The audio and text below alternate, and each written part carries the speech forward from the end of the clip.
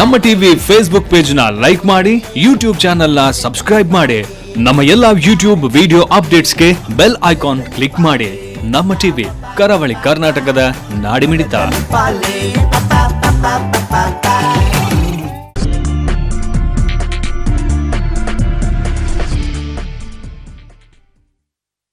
Weather seal PVC windows, Ace promoters and developers, Dairy Day ಮತ್ತು Paragon ಮುಖ್ಯ ಪ್ರಾಯೋಜಕರಾಗಿರುವ ಜನಧ್ವನಿ ನೇರ ಪ್ರಸಾರ ಕಾರ್ಯಕ್ರಮದಲ್ಲಿ ಇವತ್ತು ಕಾಂಗ್ರೆಸ್ ರಾಷ್ಟ್ರದಲ್ಲಿ ಕರಾಳ ದಿನವನ್ನಾಗಿ ಆಚರಿಸ್ತಾ ಉಂಟು. ಸೇಮ್ ಟೈಮ್ ಬಿಜೆಪಿ ಭ್ರಷ್ಟಾಚಾರ ವಿರೋಧಿ ದಿನವನ್ನಾಗಿ ಇದನ್ನು ಆಚರಿಸ್ತಾ ಇದೆ. ಹಾಗಾದರೆ ಒಂದು ವರ್ಷ ನಿಮ್ಮ 500 ರೂಪಾಯಿಯ ಮತ್ತು 1,000 ರೂಪಾಯಿಯ ನೋಟು ಅಮಾನ್ಯಗೊಂಡು ಹೊಸ 500 ರೂಪಾಯಿ ಮತ್ತು 2,000 ಬಂದಿದೆ. ಆದರೆ ಅಮಾನ್ಯಗೊಂಡು ಇವತ್ತಿಗೆ ಬರ್ತಿ 1 ವರ್ಷ ಆಯಿತು. ಕಳೆದ ವರ್ಷ ಇದೇ ಸಮಯಕ್ಕೆ ಆಲ್ಮೋಸ್ಟ್ 8:15 ಸುಮಾರಿಗೆ ಪ್ರಧಾನಮಂತ್ರಿ ನರೇಂದ್ರ ಮೋದಿಯವರು ನೋಟು ಅಮಾನ್ಯೀಕರಣ ಮಾಡಿದರು. ಅದರ ನಂತರ 1 ವರ್ಷದಲ್ಲಿ ಏನೆಲ್ಲ ಆಗಿದೆ, ಸೊ ಎಷ್ಟರ ಮಟ್ಟಿಗೆ ಇದನ್ನೊಂದು ಪಾಸಿಟಿವ್ ಡೆವಲಪ್ಮೆಂಟ್ ಆಗಿ ನೋಡಬೇಕು, ಮತ್ತೊಂದು ಕಡೆಯಲ್ಲಿ ಕಾಂಗ್ರೆಸ್ನ ಯಾಕೆ ವಿರೋಧಿಸ್ತಾ ಉಂಟು. ಕಾರ್ಯಕ್ರಮದ ಈ ಭಾಗದಲ್ಲಿ ನನಗೆ ಚರ್ಚೆ ಮಾಡಲಿಕ್ಕೆ ಮಂಗಳೂರು ನಗರ ಉತ್ತರ ವಿಧಾನಸಭೆಯ ಶಾಸಕರಾಗಿರುವಂಥ ಶ್ರೀಯುತ ಮೊಯ್ದೀನ್ ಬಾವರಿದರ ಕಾರ್ಯಕ್ರಮವನ್ನು ಪ್ರೀತಿಯಿಂದ ಸ್ವಾಗತಿಸ್ತಿದ್ದೇನೆ. ನಮಸ್ಕಾರ ಮೊಯ್ದೀನ್ ಬಾವರೆ. ಸೊ ಭಾಳ ಪ್ರಮುಖವಾಗಿ ಕಾರ್ಯಕ್ರಮ ಸ್ಟಾರ್ಟ್ ಮಾಡೋ ಮೊದಲು ಇದನ್ನು ವಿರೋಧ ಮಾಡಬೇಕಂತ ವಿರೋಧಿಸ್ತಾ ಇದ್ದೀರಾ, ಅಥವಾ ಬೇರೆ ವಿಷಯ ಇಲ್ಲದ ಕಾರಣ ಏನಾದರೂ ಮಾಡಿ ವಿರೋಧ ಮಾಡಿದರೆ ಜನ ಅಂದ್ಕೊಳ್ತಾರೆ ಒಳ್ಳೆಯದು ಅಂತೇಳಿ, ಅದಕ್ಕೆ ನಾವು ವಿರೋಧ ಮಾಡುವ ಮೂಲಕ ಇದನ್ನು ನೆಗೆಟಿವ್ ಆಗಿ ತೋರಿಸಬೇಕು ಅಂತ ನಿಮ್ಮ ಅಭಿಲಾಷೆ? ಅಲ್ಲ, ನಾಗೇಂದ್ರ ಅವರೇ, ಈ 1 ವರ್ಷದಲ್ಲಿ ತಮ್ಮ ಗಮನಕ್ಕೆ ಬಂದದ್ದು, ತಮ್ಮ ಸ್ವಂತ ಅನುಭವದಲ್ಲಿ ಇವತ್ತು ಆದಂತಹ ತೊಂದರೆಯನ್ನು ತಾವು ನೋಡಿದರೆ ತಮಗೆ ಹೇಗೆ ಅನಿಸ್ತದೆ ಅಂತ ಹೇಳುವಂಥದ್ದು ಅಲ್ಲ.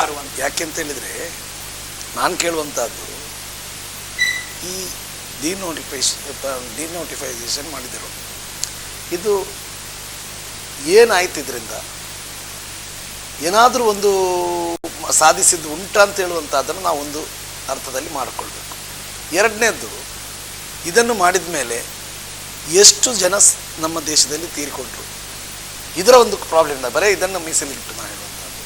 ತದನಂತರ ಎಷ್ಟು ಜನರು ಇದರಿಂದ ತೊಂದರೆಗೊಳಗಾಗ್ತರು, ಕೆಲಸ ಇಲ್ಲದೆ ಬ್ಯಾಂಕ್ ಏನು ಹಣ ಹರಿದು ಹೆಚ್ಚು ಬಂದಿದೆ, ಅದೆಲ್ಲ ಅನಿಸ್ತಾ ಇದೆ. ಅಲ್ಲ, ಏನು ಮಾಡಿದ್ರು ಅದರಲ್ಲಿ? ಬ್ಯಾಂಕಿನಿಂದ ಹರಿದು ಬಂದಿರೋದ್ರಲ್ಲಿ ಏನು ಮಾಡಿದ್ರು? ಏನು ಡೆಪಾಸಿಟ್ ಎಂಥದಕ್ಕೆ ಸ್ವಾಮಿ? ನೀವು ಡೆಪಾಸಿಟ್ ಅಂತ ಹೇಳ್ತೀರಿ, ಯಾವುದಕ್ಕೆ?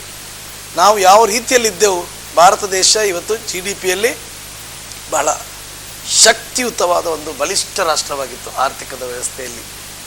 ಅಂದು ಬ್ಯಾಂಕ್ ರಾಷ್ಟ್ರೀಕರಣ ಮಾಡಿದಂತಹ ಇಂದಿರಾ ಗಾಂಧಿಯವರು ಆ ಹೆಜ್ಜೆ ಇಟ್ಟಂತಹ ಸಂದರ್ಭದಲ್ಲಿ, ತದನಂತರದಲ್ಲಿ ಮನಮೋಹನ್ ಸಿಂಗ್ ಅಂತ ಹೇಳುವ ಆ ಆರ್ಥಿಕ ತಜ್ಞರನ್ನು ಭಾರತ ದೇಶದ ಪ್ರಧಾನಿಯಾಗಿ ಮಾಡಲಿಕ್ಕೆ ಯಾವ ರೀತಿಯಲ್ಲಿ ತನ್ನ ಕಾಲ್ನಡಿಗೆ ಬಂದಂತಹ ಪ್ರಧಾನಮಂತ್ರಿ ಮಂತ್ರಿಯನ್ನು ಪದವಿಯನ್ನು ಬಿಟ್ಟು ತ್ಯಜಿಸಿ ದೇಶದ ವ್ಯವಸ್ಥೆ ಬಹಳ ವ್ಯವಸ್ಥಿತವಾಗಿ ಬೆಳೆಯಬೇಕು ಅಂತ ಹೇಳುವಂಥದ್ದು ಮಾಡಿದರು.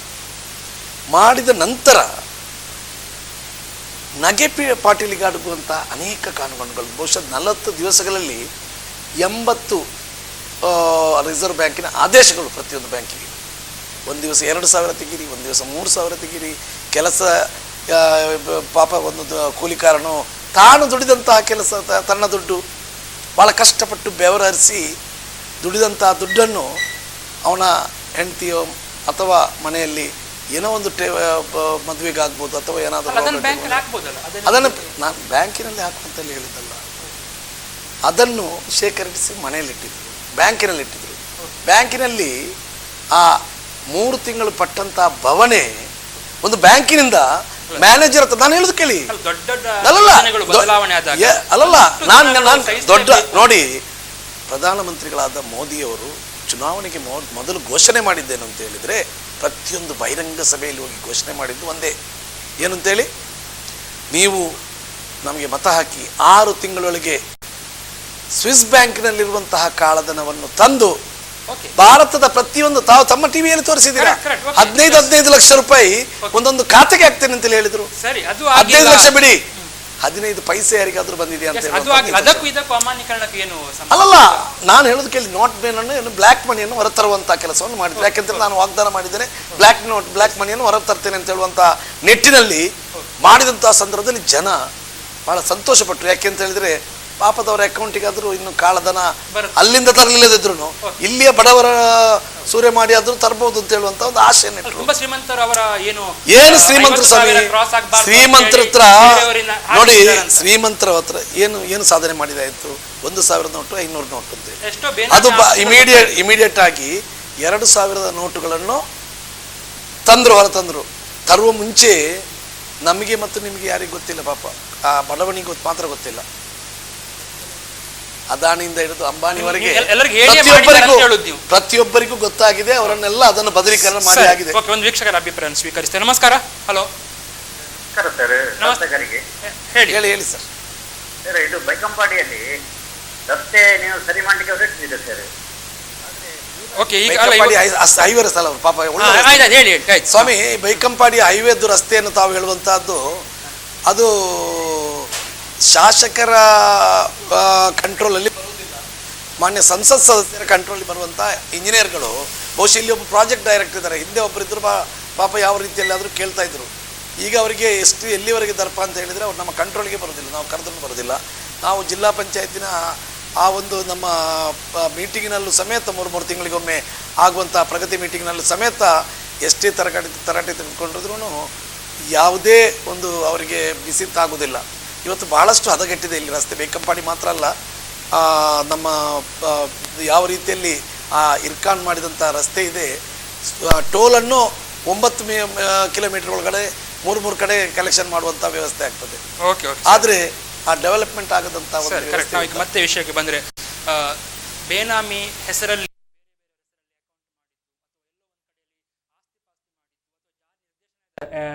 ನೋಟಿಸ್ ನಂತರ ಎಚ್ಚೆತ್ತುಕೊಂಡದ್ದು, ಹೀಗೆಲ್ಲ ನೋಡುವಾಗ ನಿಮಗೆ ತುಂಬಾ ಕಾಳಧನಿಕರ ಕಪ್ಪು ಹಣ ಒಂದೋ ರದ್ದಿಗೆ ಆಗಿದೆ ಅಥವಾ ಅಕೌಂಟಿಗೆ ಬಂದು ಸೇಫ್ ಆಗಿದೆ. ಅಲ್ಲ, ಎಲ್ಲಿದೆ ತೋರಿಸಿ ಸ್ವಾಮಿ, ಅದನ್ನು ಪಾರದರ್ಶಕವಾಗಿ ತೋರಿಸಬೇಕಲ್ಲ. ಅಲ್ಲ, ನಾನು ಹೇಳೋದು ಕೇಳಿ, ಯಾವುದಾದ್ರೂ ವಿಶ್ವ ಬ್ಯಾಂಕ್ ನಾನು ಹೇಳೋದು ಕೇಳಿ, ವಿಶ್ವ ಬ್ಯಾಂಕ್ ಅಲ್ಲ, ಇಡೀ ವಿಶ್ವದಲ್ಲಿ ಇಂಥ ಒಂದು ಪ್ರೋಗ್ರಾಮ್ ಇಲ್ಲ. ನಿಮಗೆ ತೋರಿಸ್ಬೋದಲ್ಲ.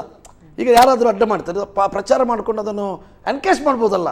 ಇಷ್ಟು ಕಾಳಧನ, ಇಷ್ಟು ಕಳ್ಳ ಹಣ ಇವತ್ತು ಹೊರದು ಬಂದಿದೆ ಅಂತ, ಹರಿದು ಬಂದಿದೆ ಅಂತ ಹೇಳುವಂಥದ್ದನ್ನು ಜನರಿಗೆ ಹೇಳ್ಬೋದಲ್ಲ. ಅದರಲ್ಲಿ ಏನುಂಟು ತಪ್ಪು? ಏನಾದರೂ ಬಹಿರಂಗವಾಗಿ ಅವರನ್ನು ಬಹಿರಂಗಪಡಿಸಬಹುದಿತ್ತಲ್ಲ. ಅದನ್ನು ಯಾಕೆ ಏನು ಸಾಧನೆ ನಾನು ಕೇಳಿದ್ದು ನೋಟಿಸ್ ಎಂತದ್ದು ಹೋಗಿದ್ದೀವ್ರೆ? ನಾನು 2.2 ಲಕ್ಷ ಸ್ವಾಮಿ, ಏನು ನೋಟಿಸು ಕಂಪನಿಗಳಿಗೆ ಬೀಗ ಬಿದ್ದಿದೆ. ನೋಡಿ, ನಾನು ಹೇಳೋದು ಕೇಳಿ, ಬೇನಾಮಿ ಕಂಪನಿಗಳಿಗೆ ಬೀಗ ಬಿದ್ದಿದೆ ಅಂತ ಹೇಳುವಂತಹದ್ದು ಅಕ್ಷರಶಃ ತಪ್ಪು. ಒಂದು ನಿಮಿಷ, ಬೇನಾಮಿಗಳಿಗೆ ಬೀಗ ಹಾಕೋದಾದ್ರೆ ನೋಟನ್ನು ಬ್ಯಾನ್ ಮಾಡುವಂಥ ಶಿಕ್ಷೆ ಕೊಡೋದು ಬೇಡ ಯಾರಿಗೂ. ಬೇರೆ ಕಾನೂನಿನಲ್ಲಿ, ಬೇರೆ ವ್ಯವಸ್ಥೆಯಲ್ಲಿ ಬೇನಾಮಿಗಳನ್ನು ಹುಡುಕೋದಿತ್ತು. ಏನು 2,000 ರೂಪಾಯಿ, ಇದು 1,000 ರೂಪಾಯಿ ನೋಟ್ ಬಂದಲ್ಲಿ ಮಾಡಬೇಕು ಅಂತೇಳಿ ಉಂಟಾ? ಯಾವ ಅರ್ಥಕ್ಕೆ ಯಾವ ಅರ್ಥವನ್ನು ತರ್ತೀರಾ ಸರ್? ಯುಪಿಯಲ್ಲಿ ಏಕಾಏಕಿ ಅಷ್ಟು ಸ್ವಾಮಿ ಚುನಾವಣೆ ಹೋಗುತ್ತಿದ್ದ ರಾಜಕೀಯ ಪಕ್ಷಗಳೇ ಶಾಕ್ ಆಗಿದೆ ಅಂತ ನಿಮ್ಗೆ ಅನಿಸ್ತಾ ಇದೆ? ಏನಂತೇಳಿ ಯುಪಿಯಲ್ಲಿ ಏನು ಪ್ರಾದೇಶಿಕ ಪಕ್ಷಗಳು ಇದು ಪಕ್ಷ ನೋಡಿ ಅಲ್ಲ, ಇಲ್ಲೇ ನಾವು ಎಡವಿದ್ದು ನೋಡಿ. ಯುಪಿಯಲ್ಲಿನೂ ಈ ಚುನಾವಣೆಯ ಹೊಸ್ತಿಲಲ್ಲಿ ಮಾಡಿದಂತಹ ಕಾರಣದಿಂದ ಏನಾಯಿತು, ಬಡವ ಏನಂತೇಳಿ ತಿಳ್ಕೊಂಡ, ಪಾಪದವ ಏನಂತೇಳಿ ತಿಳ್ಕೊಂಡ, ಏನಿಲ್ಲ ನಾನು ಸ್ವಲ್ಪ ಕಷ್ಟಪಟ್ಟರೂ ಪರವಾಗಿಲ್ಲ, ಆ ಕಾಳಧನಿಕರು ಶ್ರೀಮಂತರ ಧನ ಎಲ್ಲ ಹೊರಗೆ ಬರ್ಬೋದು ಅಂತ ಹೇಳುವಂಥ ಆಶೆಯನ್ನಿಟ್ಕೊಂಡಿದ್ದ ಆ ಮಾನವ, ಅದು ಹುಸಿ ಆಗ್ತಾ ಬಂತು. 1 ವರ್ಷದ ನಾನು ಹೇಳುವಂತಹದ್ದು ಅಲ್ಲ, ನಾನು ಹೇಳುವಂತ ನನ್ನ ಮಾತು ನಾಗೇಂದ್ರ, ನಾನು ಲಾಸ್ ಆಗಿದ್ದಲ್ಲ. ಇದರಿಂದ ಎಷ್ಟೋ 1,000 ಕೋಟಿ ರೂಪಾಯಿ 2,000 ನೋಟನ್ನು ಪ್ರಿಂಟ್ ಮಾಡುವಂಥ ಕೆಲಸವಾಯಿತು. ಇದರಿಂದ ಎಷ್ಟೋ ಉದ್ಯಮಗಳು ನಷ್ಟಕ್ಕೀಡಾಯಿತು. ಯಾಕೆಂತ ಹೇಳಿದರೆ, ಹಿಂದಿನ ಸಂದರ್ಭದಲ್ಲಿ ನಾನು ಬೈಕಂಪಾಡಿಯಲ್ಲಿ ಇಂಡಸ್ಟ್ರಿಯಲ್ ಏರಿಯಾದಲ್ಲಿರುವಂಥ ಫ್ಯಾಕ್ಟ್ರಿಗಳಲ್ಲಿ ಕೆಲವರೆಲ್ಲ ಏನು ಮಾಡ್ತಾಯಿದ್ರು, ಕೆಲಸ ಕೊಡ್ತಾಯಿದ್ರು ಜನರಿಗೆ. ಕೆಲಸ ಕೊಡುವಂಥ ಸಂದರ್ಭದಲ್ಲಿ ಆ ಕೆಲಸವನ್ನು ಇಟ್ಕೊಂಡು ಕ್ಯಾಶನ್ನು ಕೊಟ್ಟು ಅವರನ್ನು ಮಾಡಿಸ್ತಾಯಿದ್ರು. ಇವತ್ತು ಅದನ್ನು ಅವರಿಗೆ ಕ್ಯಾಶನ್ನು ಕೊಡುವಂಥ ಪರಿಸ್ಥಿತಿ ಬರುವುದಿಲ್ಲ ಅಂತ ಹೇಳಿ ಹೆದರಿಕೊಂಡು ಇದ್ದ ಕೆಲಸದವರನ್ನ ನಮಗೆ ನಮ್ಮ ಏನು ಸರಿಯಾದ ಟ್ಯಾಕ್ಸ್ ಕಟ್ಟೋರಿಗೆ ದುಡ್ಡು ತೆಗಿಲಿಕ್ಕೆ ಆಗ್ತಿರ್ಲಿಲ್ಲ, ದುಡ್ಡು ಮಾಡುವಾಗ ಕೇಳಿದ್ರೆ ಏನು ಟ್ಯಾಕ್ಸ್ ಕಟ್ಟೋದು? ನಾನು ಹೇಳೋದು ಕೇಳಿ, ಫಸ್ಟ್ ನಾನು ಹೇಳುವಂತಹದ್ದು, ನಮ್ಮ ಈಗ 2,000 ರೂಪಾಯಿ ನೋಟ್ ಮಾಡಿದ್ದಾರೆ ಸ್ವಾಮಿ. ಈಗ ಇರುವಂಥದ್ದು 2,000 ರೂಪಾಯಿದ್ದು ಮುಖಬೆಲೆಯ ನೋಟುಗಳು ಮಾಡುವಂಥ ಸಂದರ್ಭದಲ್ಲಿ ಇದರ ಬಗ್ಗೆ ಪರಾಮರ್ಶೆ ಮಾಡಿಕೊಂಡು ಎಲ್ಲ ಕ್ಯಾಬಿನೆಟನ್ನು ಅವರ ಒಂದು ಗಮನಕ್ಕೆ ಅಲ್ಲ, ನಾನು ಹೇಳೋದು ಕೇಳಿವ್ರೆ, ರಹಸ್ಯ ಲೀಕ್ ಆಗೋದಕ್ಕೆ ರಹಸ್ಯ ಮಾಡಿಕೊಂಡು ಇದು ಏನು ರಹಸ್ಯ ಹೊಂದಿದೆ? ಶ್ರೀಮಂತರಿಗೆ ಮಾತ್ರ ರಹಸ್ಯ ಲೀಕ್ ಆಗ್ಬೋದು, ಬಡವರಿಗೆ ಆಗ್ಬಾರ್ದು ಅಂತೇಳಿ. ಪಾಪದ ಬಡವರು ಕೂಲಿ ಕಾರ್ಮಿಕರು ಆ ಮನೆಯಲ್ಲಿಟ್ಟಂತಹ ಹಣ ಮದುವೆಗೆ ಅಂತೇಳಿ ಇವತ್ತು ಬ್ಯಾಂಕಿಗೆ ಹೋಗಿ ದುಡ್ಡು ಕೇಳುವಾಗ ಅವನು ಹೇಳುವಂಥ ದರ್ಪ ಏನು ಅಂತ ಹೇಳಿ ಗೊತ್ತಾ, ಸರ್ಕಾರದ ಆದೇಶ ಇದೆ, ಇಲ್ಲಿ ದುಡ್ಡು ತೆಗಿಯುವಂಗಿಲ್ಲ, ನಿಮ್ಮ ಮದುವೆ ಮಾಡ್ಕೋ ಸಾಯಿ. ಸ್ಟಾರ್ಟಿಂಗ್ ಅಲ್ಲ ನೋಡಿ, ಮೊದಲ 6 ತಿಂಗಳಾಯ್ತು. ಮೊದಲ 6 ತಿಂಗಳಲ್ಲಿ ಅನೇಕ ಕಾನೂನುಗಳು, ಒಂದು ದಿವಸ 2,000 ತೆಗಿ, ಒಂದು ದಿವಸ 3,000. ಎಲ್ಲಿಗೆ ಹೋದೆವು ಸ್ವಾಮಿ ನಾವು? ಏನು ಆಟ ಆಡ್ತಾ ಇದ್ದು? ಇದರಲ್ಲಿ ಏನು ಸಾಧಿಸಿದ ಮೇಲೆ ಏನು ನಾವು ಆಟ ಆಡ್ತಾ ಇದ್ದೇವಾ? ಒಂದು ದಿವಸದಲ್ಲಿ ಮೊದಲು 60 ದಿನ ಅಲ್ಲ, ಮೊದಲ 6 ತಿಂಗಳು ನಾವು ಬರೀ ಆಟ ಆಡಿದ್ದಾಯ್ತು. ಆದರೆ ಅದರಿಂದ ಬಂದಂತಹ ಲಾಭ ಏನು ಅಂತ ಹೇಳುವಂತಹದನ್ನು ಯಾರು ತೋರಿಸೋದಿಲ್ಲ. ಯಾತಕ್ಕಾಗಿ ಹೇಳ್ಬಾರ್ದು? ಇಷ್ಟು ಕಾಳಧನ ಬಂತು, ಇಷ್ಟು ಬಡವರ ಅಕೌಂಟ್ಗೆ ನಾವು ಹಾಕಿದ್ದೇವೆ ಅಂತ ಹೇಳುವಂಥದ್ದು ಏನು ಇಲ್ಲಲ್ಲ. ಸುಮ್ಮನೆ ಹೇಳಿದ್ದು. ನಾನು ಒಂದು ಮಾತನ್ನು ಕೇಳಿ, ತರಲಿಕ್ಕೆ ಇವರು ಹೊಟ್ಟದ್ದು ಸ್ವಿಸ್ ಬ್ಯಾಂಕಿನ ಕಾಳಧನವನ್ನು ಮಾಡಿದ್ದಿಲ್ಲಿ ಪಾಪದ ತೆರಿಗೆದಾರರ ಸಂಖ್ಯೆ ಜಾಸ್ತಿ ಆಗಿದೆ. ಅದು ಕೂಡ ನೀವು ಸ್ವಾಮಿ ತೆರಿಗೆದಾರರ ನೀವು ತೆರಿಗೆದಾರರು ಒಂದು ನಿಮಿಷ ಏನು ಹೆದರಿಕೆ ಇದೆ? ಅಲ್ಲ, ಏನು ಹೆದರಿಕೆ ಇದೆ ನಿಮ್ಗೆ? ಏನು ಹೆದರಿಕೆ ಇದೆ? ನಾನು ಹೇಳಿದ್ರೆ ಈಗ ಏನು ಈಗ ಕಾಳಧನ ಈಗ ದುಡ್ಡು ಏನು ಐಟಿ ರಿಟರ್ನ್ ನೀವು ಇಲ್ಲದ್ರೂ ಜಾಸ್ತಿ ಮಾಡ್ಬೋದು ಸ್ವಾಮಿ. ಇದೇ ಕಾನೂನು ನೀವು ನೋಟನ್ನು ರದ್ದು ಮಾಡಿ ಐಟಿ ನಿಮ್ಮ ಅಂದಾಜಿಗೆ ನಿಮ್ಮ ಗಮನಕ್ಕೆ ಬಂದದ್ದು ಅಲ್ಲಲ್ಲ. ನೀವು ಈಗ ಹೇಳುವಂತದ್ದು ನೋಟ್ ಬ್ಯಾನ್ ಮಾಡಿದ ಮೇಲೆ ಐಟಿ ರಿಟರ್ನ್ ಜಾಸ್ತಿ ಆಯ್ತು. ಅದಕ್ಕೂ ಇದಕ್ಕೂ ಸಂಬಂಧನಿಲ್ಲ. ಐಟಿ ರಿಟರ್ನ್ಗೂ ನೀವು ಕಡ್ಡಾಯವಾದ ಕಾನೂನು ತನ್ನಿ. ಏನು ಅಂತೇಳಿ ನೀವು ಇದನ್ನು ನೋಟ್ ಬ್ಯಾನ್ ಮಾಡೋದು ಅಂತ ಹೇಳಿದ್ರೆ ಅದಕ್ಕೆ ಆಗಿ ನಾವು ಐಟಿಯನ್ನು ತರಲಿಕ್ಕಾಗಿ ನಾವು ಬ್ಯಾನ್ ಮಾಡೋದು ಅಂತೇಳಿ ಅದಕ್ಕೆ ಅರ್ಥನೇ ಇಲ್ಲ. ಇವತ್ತು ಯಾರು ಭಾರತ ದೇಶದ ಜನಸಂಖ್ಯೆ ಎಷ್ಟು? ಆ ಜನಸಂಖ್ಯೆಗೆ ಹೊಂದಿಕೊಂಡು ಇವತ್ತು ಯಾವುದೇ ಒಂದು ಕಾನೂನನ್ನು ಮಾಡಿ ಇನ್ಕಮ್ ಟ್ಯಾಕ್ಸಿಗೆ ರೂಲ್ಸ್ ಆ್ಯಂಡ್ ರೆಗ್ಯುಲೇಷನ್ ತಂದು ಅದನ್ನು ಕಟ್ಟುನಿಟ್ಟಾಗಿ ಮಾಡಲಿ. We are not objecting. ಆದರೆ ಈ ನೋಟನ್ನು ಬ್ಯಾನ್ ಮಾಡಿ ಎಂಥ ಸಾರ್ಥಕವನ್ನು ಮಾಡಿದ್ರು ಅಂತ ಹೇಳುವಂತಹದ್ದನ್ನು ಬಹಿರಂಗಪಡಿಸಲಿ ಅಂತ ಹೇಳುವಂತಹದ್ದು ನಾನು ಬರೆಸ್ತೀನಿ. ನಮ್ಮ ಟಿವಿ ಫೇಸ್ಬುಕ್ ಪೇಜ್ ನ ಲೈಕ್ ಮಾಡಿ, ಯೂಟ್ಯೂಬ್ ಚಾನೆಲ್ ನ ಸಬ್ಸ್ಕ್ರೈಬ್ ಮಾಡಿ, ನಮ್ಮ ಎಲ್ಲಾ ಯೂಟ್ಯೂಬ್ ವಿಡಿಯೋ ಅಪ್ಡೇಟ್ಸ್ಗೆ ಬೆಲ್ ಐಕಾನ್ ಕ್ಲಿಕ್ ಮಾಡಿ. ನಮ್ಮ ಟಿವಿ, ಕರಾವಳಿ ಕರ್ನಾಟಕದ ನಾಡಿಮಿಡಿತ. Seal PVC windows Ace promoters and developers Dairy Day ಮತ್ತು ಪ್ಯಾರಾಗಾನ್ ಮುಖ್ಯ ಪ್ರಾಯೋಜಕರಾಗಿರೋ ಜನಧ್ವನಿ ನೇರ ಪ್ರಸಾರ ಕಾರ್ಯಕ್ರಮದಲ್ಲಿ ಇವತ್ತು ನಾವು ಚರ್ಚೆ ಮಾಡ್ತಿದ್ದೇವೆ. ಇದು ಕರಾಳ ದಿನವೋ ಅಥವಾ ಭ್ರಷ್ಟಾಚಾರ ವಿರೋಧಿ ದಿನವೋ? ಹಾಗಾದರೆ ನಮ್ಮ ಮುಂದೆ ಚರ್ಚೆ ಮಾಡಲಿಕ್ಕೆ ಬಿಜೆಪಿಯ ವಕ್ತಾರರಾಗಿರುವಂಥ ಸತೀಶ್ ಪ್ರಭು ಇದ್ದಾರೆ. ಅವರ ಕಾರ್ಯಕ್ರಮಕ್ಕೆ ಪ್ರೀತಿಯ ಸ್ವಾಗತಿಸ್ತೇನೆ. ಪ್ರಭುಗಳೇ, ನೀವು ಅವ್ರು ಹೇಳಿದರು ಏನು ಯೂಸ್ ಇಲ್ಲ, ಸುಮ್ಮನೆ ಮಾಡಿದ್ದು ಅಂತೇಳಿ ಏನು ಹೇಳ್ತೀರಿ? ಆರ್ಥಿಕತೆ ಅನ್ನುವಂಥದ್ದು ಯಾವತ್ತು ನಿಂತ ನೀರಾಗಿರ್ಬೇಕು, ಅದು ಚಲಿಸುವಂತಿರಬೇಕು. ಇಷ್ಟು ವರ್ಷ ನಾನು ಅದನ್ನು ಹೇಳ್ತಾ ಇರುವಂಥದ್ದು. ಯೂಸ್ ಇಲ್ಲ ಅನ್ನುವಂಥದ್ದು ಯಾರಿಗಂತ ಹೇಳಿದರೆ, ಯಾರು ಕಾಲಸಂತೆಕೋರರಿದ್ದು ತೆರಿಗೆಗಳರಿದ್ದರು ಅವರಿಗೆ ಖಂಡಿತವಾಗಿಯೂ ನಷ್ಟ ಆಗಿದೆ, ಕಷ್ಟ ಆಗಿದೆ. ಆದ್ದರಿಂದ ಇವತ್ತು ಯಾರು ತೆರಿಗೆಯನ್ನು ಕಟ್ತಾರೆ ಅವರಿಗೆ ಸಮಸ್ಯೆಗಳು ಆಗಲಿಲ್ಲ ಮಾತ್ರ ಅಲ್ಲ, 6 ತಿಂಗಳವರೆಗೆ ಈ ದೇಶದ ಜನತೆ, ಬಡ ಜನತೆ ಇರ್ಬೋದು, ಮಧ್ಯಮ ಜನತೆ ಇರ್ಬೋದು, ಏನು ಬವಣೆಯನ್ನು ಪಡ್ಕೊಂಡ್ರು ಅವರು ಮತ್ತೂ ಸಹ ಇವತ್ತು ದೇಶದ ಪ್ರಧಾನಮಂತ್ರಿಗಳ ಜೊತೆಗೆ ಯಾರಿದ್ದಾರೆ ಅಂತ ಹೇಳಿದರೆ ಅವರಿಗೊಂದು ಸ್ಪಷ್ಟವಾದಂಥ ಸಂದೇಶ ಇತ್ತು. ಇವತ್ತು ನರೇಂದ್ರ ಮೋದಿಯವರು ಏನು ನೋಟು ಅಮಾನ್ಯೀಕರಣ ಮತ್ತು GST ತಂದಿರುವಂಥದ್ದು, ಇದು ಕೇವಲ ರಾಜಕೀಯ ಕಾರಣಕ್ಕೋಸ್ಕರ ಅಲ್ಲ, ರಾಜಕೀಯ ಲಾಭಕ್ಕೋಸ್ಕರ ಅಲ್ಲ. ಈ ದೇಶದ ಮುಂದಿನ ಆರ್ಥಿಕತೆಯನ್ನು ದೃಢಪಡಿಸುವ ದೃಷ್ಟಿಯಿಂದ ಮತ್ತು ಮುಂದಿನ ಜನಾಂಗಕ್ಕೆ ಒಂದು ಒಳ್ಳೆಯ ಆರ್ಥಿಕ ವ್ಯವಸ್ಥೆಯನ್ನು ಕೊಡಬೇಕು ಅನ್ನೋದಕ್ಕೋಸ್ಕರ ಈ ನರೇಂದ್ರ ಮೋದಿ ತಂದಿರೋ ವ್ಯವಸ್ಥೆ ಅನ್ನುವಂಥವ್ರಿಗೆ ಸ್ಪಷ್ಟ ಇತ್ತು. ಹೋಪ್ಸ್ ವಿನಃ ರಿಯಾಲಿಟಿ ಅಲ್ಲ ಅಂತ ಹೇಳ್ತಾರೆ. ಫ್ಯೂಚರ್ ನೋಡಿ ಇವತ್ತು ಯಾವುದೇ ಆರ್ಥಿಕ ಸುಧಾರಣೆಗಳಿರ್ಬೋದು, ಯಾವುದೇ ಆರ್ಥಿಕ ತಜ್ಞರು ವಿಶ್ಲೇಷಣೆಯನ್ನು ಮಾಡಿದ್ರೆ ಗೊತ್ತಾಗುತ್ತೆ, ಯಾವುದೇ ಆರ್ಥಿಕ ಸುಧಾರಣೆ ತಕ್ಷಣ ಫಲಿತಗಳನ್ನು ನೀಡುವುದಿಲ್ಲ. ಅದು ಖಂಡಿತವಾಗಿ ಅದರದ್ದೇ ಆಗಿದ್ದ ಸಮಯಗಳನ್ನು 1 ವರ್ಷಗಳನ್ನಾದರೂ 1.5 ವರ್ಷಗಳನ್ನು ತೆಗೊಳ್ತದೆ. ಆದರೆ ಇವತ್ತಿನ 1 ವರ್ಷದ ಅನಂತರ ನಾವಿವತ್ತು ನೋಡಿದಿದ್ರೆ ಯಾವ ರೀತಿಯಲ್ಲಿ ಇವತ್ತು ಮೊಯ್ದೀನ್ ಬಾವ ಅವರು ಆವಾಗ ಹೇಳಿದ್ರು ಯಾವ ರೀತಿಯ ಬವಣೆಯನ್ನು ಪಡ್ಕೊಡ್ತಾರೆ. ನಾನು ಅವರು ಪಟ್ಟಿರುವಂತಹ ಬವಣೆ ಇರ್ಬೋದು, ನೋವುಗಳಿರ್ಬೋದು, ಈ ಹಿಂದಿನ ಯಾವುದೇ ಸಾವು ನೋವುಗಳಿಗೆ ಹೊಂದಾಣಿಕೆ ಮಾಡಲಿಕ್ಕೆ ಅಥವಾ ಸಮೀಕರಣ ಮಾಡಲಿಕ್ಕೆ ಇಷ್ಟಪಡೋದಿಲ್ಲ. ನಾನು ಹೇಳ್ತಾ ಇರುವಂತಹದ್ದು ಇವತ್ತು 1 ವರ್ಷದ ಅನಂತರ ಇವತ್ತು ತೆರಿಗೆ ಪ್ರಮಾಣದಲ್ಲಿ ಏರಿಕೆ ಆಗಿರುವಂತಹದ್ದು 29% ತೆರಿಗೆ ಹೆಚ್ಚಳ ಆಗಿರುವಂತಹದ್ದು ಇವತ್ತು ಜನತೆ ಒಂದು ತೆರಿಗೆ ವ್ಯಾಪ್ತಿಗೆ ಬರ್ತಾ ಇದೆ. ಮಾತ್ರ ಅಲ್ಲ, ನಾನು ಒಂದು ನಿಮಿಷ ಹೇಳ್ತೇನೆ. ಯಾಕಂತ ಹೇಳಿದ್ರೆ ಸಣ್ಣ ಆರ್ಥಿಕ ವಿಷಯಗಳ ಮನವರಿಕೆ ಇದ್ರೆ ಅವ್ರಿಗೆ ಸ್ಪಷ್ಟವಾಗಿ ಗೊತ್ತಾಗುತ್ತೆ ತೆರಿಗೆ ಹೆಚ್ಚಳ ಆಗ್ಲಿಕ್ಕೆ ಕಾರಣ ಇದೆ. ಒಂದು ನಿಮಿಷ ನಾನು ಹೇಳೋದು ಕೇಳಿವ್ರೆ. ನಾವು ಸುಮ್ಮನೆ ಒಂದು ಒಟ್ಟಾರೆ ಮಾತನಾಡೋದು ಅದರಲ್ಲಿ ಅರ್ಥ ಬರೋದಿಲ್ಲ. ನೋಟು ಬ್ಯಾನ್ ಮಾಡುವುದಕ್ಕೂ ತೆರಿಗೆ ಒಬ್ಬ ಇನ್ಕಮ್ ಟ್ಯಾಕ್ಸ್ನ ಇದಕ್ಕೆ ವಿಧಿಗೆ ಸೇರೋದಕ್ಕೂ ಅಜಗಜಾಂತರದ ವ್ಯತ್ಯಾಸ. ಅದಕ್ಕೂ ಇದಕ್ಕೂ ಸಂಬಂಧ ಇಲ್ಲ. ಏನು ನೀವು ನೋಟನ್ನು ಬ್ಯಾನ್ ಮಾಡಿಯೇ ಅದನ್ನು ಮಾಡಬೇಕು ಅಂತ ಹೇಳುವಂಥದ್ದಿಲ್ಲ. ಇವತ್ತು ನಾವು ಕೇಳುವಂತಹ ಪ್ರಶ್ನೆ, ನಾವು ಆಶಾದಾಯಕ, ಭಾರತದ ಜನತೆ ಬಹಳ ಆಶಾದಾಯಕರು. ಇವತ್ತೆಲ್ಲ ನಾಳೆ ಬರ್ಬೋದು, ಇದನ್ನು ಬರೋದಿಲ್ಲ ಅಂತ ಹೇಳುವಂತಹದ್ದನ್ನು ಹೇಳ್ತಾರೆ. ಆದರೆ 2 ತಿಂಗಳು ಹೇಳಿದ್ರು, 2 ತಿಂಗಳ ಮೇಲೆ ಎಲ್ಲ ಭಾರಿ ಏನಿಲ್ಲ, ಇದು ಬಹಳ ಒಳ್ಳೆಯದಾಗ್ತದೆ ಅದು ಅಂತೇಳಿ ಅಚ್ಚಾದಿನ್ ನಾಯಕ ಅಂತೇಳಿ ಹೇಳಿದರು. ಈ ಅಚ್ಚಾದಿನ್ನು ಪ್ರಾರಂಭದ ದಿನದಿಂದವರೆಗೆ ಈಗ ನೋಟ್ ಬ್ಯಾನ್ ಆಗಿ 1 ವರ್ಷ ಆಯಿತು. 1 ವರ್ಷ ಆದ ನಂತರ ಅದರ ಎಫೆಕ್ಟ್ ಎಲ್ಲಿವರೆಗೆ ಆಗಿದೆ ಅಂತ ಹೇಳಿದರೆ, ಭಾರತ ಆರ್ಥಿಕ ಸ್ಥಿತಿಯಿಂದ ನಲುಗುವಂತಹ ಪರಿಸ್ಥಿತಿಗೆ ಬಂದಿರುವಂತಹದ್ದು ಸತ್ಯಾಂಶ. ಆರ್ಥಿಕ ತಜ್ಞರ ಹತ್ರ ತಿಳ್ಕೊಳ್ಳಿ. ಯಾಕೆಂತ ಹೇಳಿದ್ರೆ ಇವತ್ತು GDP ನಾನು ಬೇರೆ ಏನು ಹೇಳೋದಿಲ್ಲ, 7.5 ಇದ್ದಂತಹ GDP ಇವತ್ತು 5% 4ವರೆಗೆ ತಲುಪಿದೆ ಅಂತ ಹೇಳಿದ್ರೆ ನಮ್ಮ ವ್ಯವಸ್ಥೆ ಎಲ್ಲಿಗೆ ಸಾಗಿದೆ, ಮುಂದಿನ ದಿವಸಗಳಲ್ಲಿ ಏನಾಗ್ಬೋದು ಅಂತ ಹೇಳುವಂತಹದ್ದನ್ನು ಆರ್ಥಿಕ ತಜ್ಞರ ಹತ್ರ ತಾವು ಪಟ್ಟಿ ಮಾಡಿ ಕೇಳ್ಕೊಂಡ್ರೆ ಅವರು ಹೇಳ್ತಾರೆ. ನಾನು ಮೊಯ್ದೀನ್ ಬಾವ ಅವರು ಹೇಳಿದಾಗೆ ಖಂಡಿತವಾಗಿ GDP ಬಗ್ಗೆ ನಿರ್ಧಾರ ಆಗುವಂಥದ್ದು ಈ ದೇಶದ ಆರ್ಥಿಕತೆಯ ಮೇಲೆ, ಅದು ಆರ್ಥಿಕ ಕಾರಣಗಳ ಮೇಲೆ.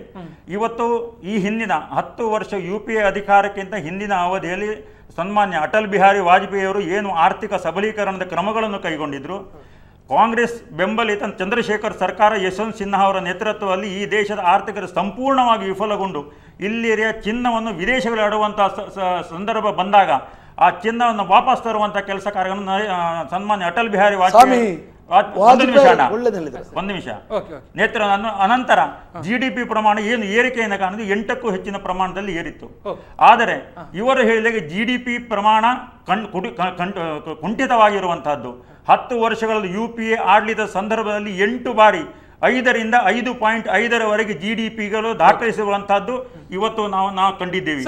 ಯಾವುದೇ ರೀತಿಯ ಪ್ರಚೋದನೆ ಇಲ್ಲದೆ, ಯಾವುದೇ ರೀತಿಯ ಕಾರಣಗಳಿಲ್ಲದೆ GDP 8 ಬಾರಿ 5ರಿಂದ 5.5ರವರೆಗೆ ಕುಸಿದಿರುವಂತಹದ್ದು. ಇವತ್ತು ಸಕಾರಣವಾಗಿ GDP ಕುಸಿದಿರುವಂತಹದ್ದು ಮತ್ತು ಇದು ಜನತೆಗೆ ನಿರೀಕ್ಷೆ ಇರುವಂತಹದ್ದು. ನೋಡಿ, ಅವರ ಎಕ್ಸಾಂಪಲ್ ಕೊಟ್ಟರು ವಾಜಪೇಯಿ ಅವರು. ನೋಡಿ, GDP ಒಂದು ಕಡೆ ಕೊರತೆ ಆಗಿದೆ. ಇವತ್ತು ನರೇಂದ್ರ ಮೋದಿಯವರು ಅಧಿಕಾರಕ್ಕೆ ಬರುವಂತಹ ಸಂದರ್ಭದಲ್ಲಿ ನಾನು ಪ್ರಭುಗಳಿಗೆ ಒಂದು ಕ್ವಶನನ್ನು ಹಾಕ್ತೇನೆ. ನೀವೇ ನೋಡಿದ್ದೀರಾ, ನರೇಂದ್ರ ಮೋದಿಯವರನ್ನು ದೇವರ ಥರ ನಂಬಿಕೊಂಡು ಜನರು ನಮಗೇನೋ ಕಾಳಧನವನ್ನು ಅವ್ರು ತಂತಾರೆ, ನಮ್ಮ ಒಬ್ಬೊಬ್ಬರ ಅಕೌಂಟಿಗೆ 15 ಲಕ್ಷ ರೂಪಾಯಿ ಆಗ್ತಾನೆ ಅಂತೇಳಿ ಹೇಳಿದರು. ಏನಾದರೂ 15 ಪೈಸೆ ಹಾಕಿದ್ದು ನಿಮ್ಮ ಊರಿನಲ್ಲಿ ಆಗಿದೆಯಾ ಅಂತ ಹೇಳುವಂಥದ್ದು ನಾನು ನಿಮ್ಮ ಹತ್ರ ಬಹಿರಂಗವಾಗಿ ಕೇಳ್ತಾ ಇದ್ದೀನಿ. ಒಂದು. ಎರಡನೇದು, ಉದ್ಯೋಗ, ಎಂಪ್ಲಾಯ್ಮೆಂಟ್ ಬಹಳ ನಾವು ನೋವಿನಿಂದ ಹೇಳುವಂಥದ್ದು.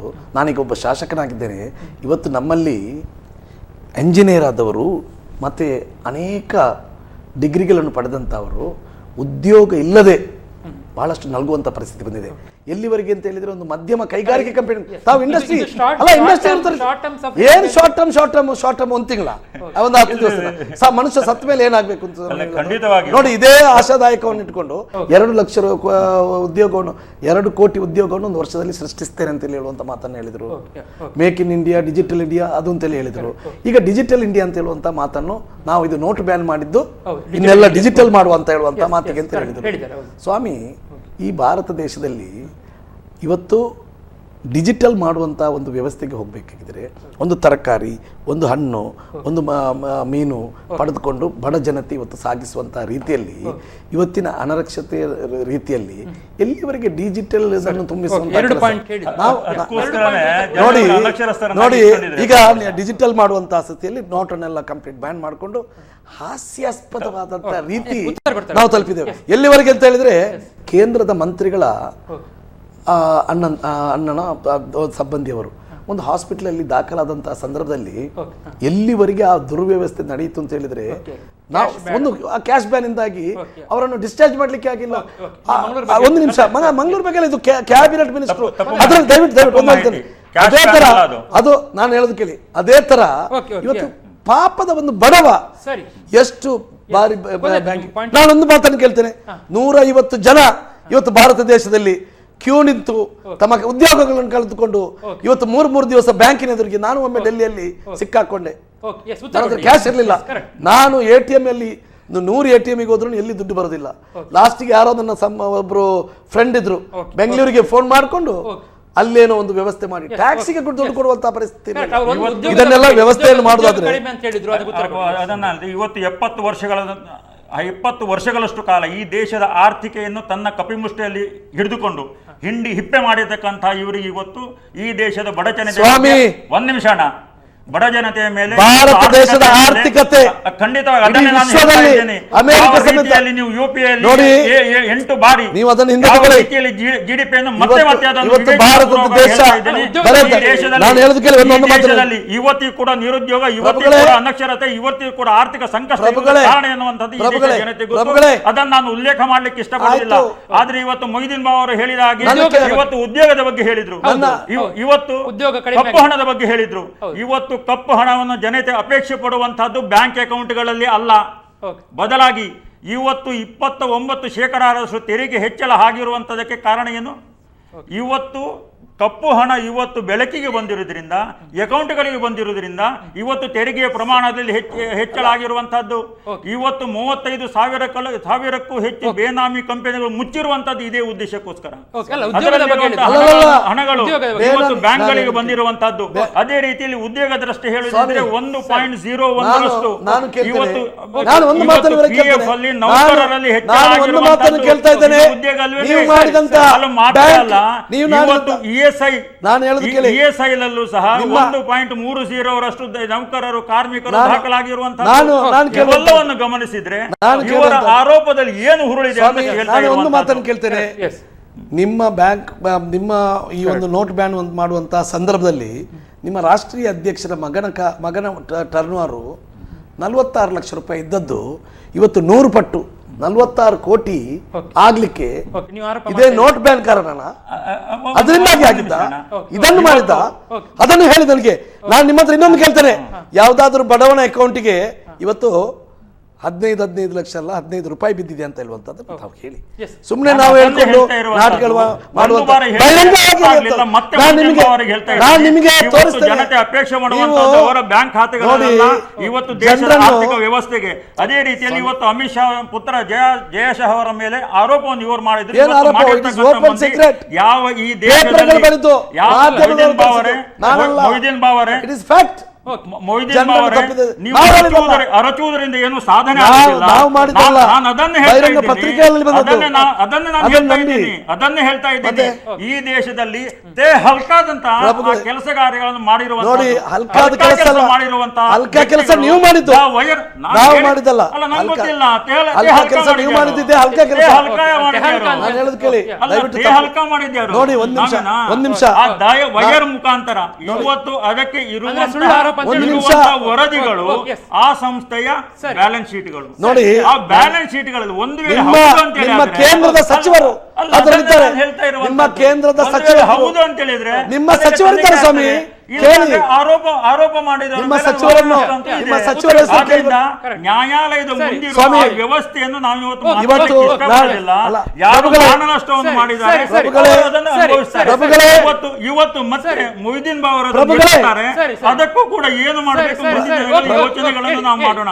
ಆದ್ರೆ ನಾನು ಹೇಳ್ತಾ ಇರುವಂತದ್ದು ಇವತ್ತು ಯಾವ್ಯಾವ ಆರ್ಥಿಕ ಇದರ ನಂತರ ಸಬಲೀಕರಣಕ್ಕಾಗಿ ಇವತ್ತು ಏನೇನಾಗ್ತಾ ಇದೆ, ಮುಂದಿನ ಜನಾಂಗವನ್ನು ಮುಂದಿರಿಸಿಕೊಂಡು ಈ ದೇಶದ ಸದೃಢತೆಯನ್ನು ಬಲಪಡಿಸಿಕೊಂಡು ಇವತ್ತು ಆರ್ಥಿಕ ಸುಧಾರಣೆಯನ್ನು ಅರ್ಥ ಆಗಬೇಕಾದ್ರೆ ಇವತ್ತು ಕಾಳಸಂತೆಕೋರರನ್ನ, ತೆರಿಗೆಗಳ್ಳರನ್ನ, ವಂಚಕರನ್ನ ಕೆಲಸ ಇವತ್ತು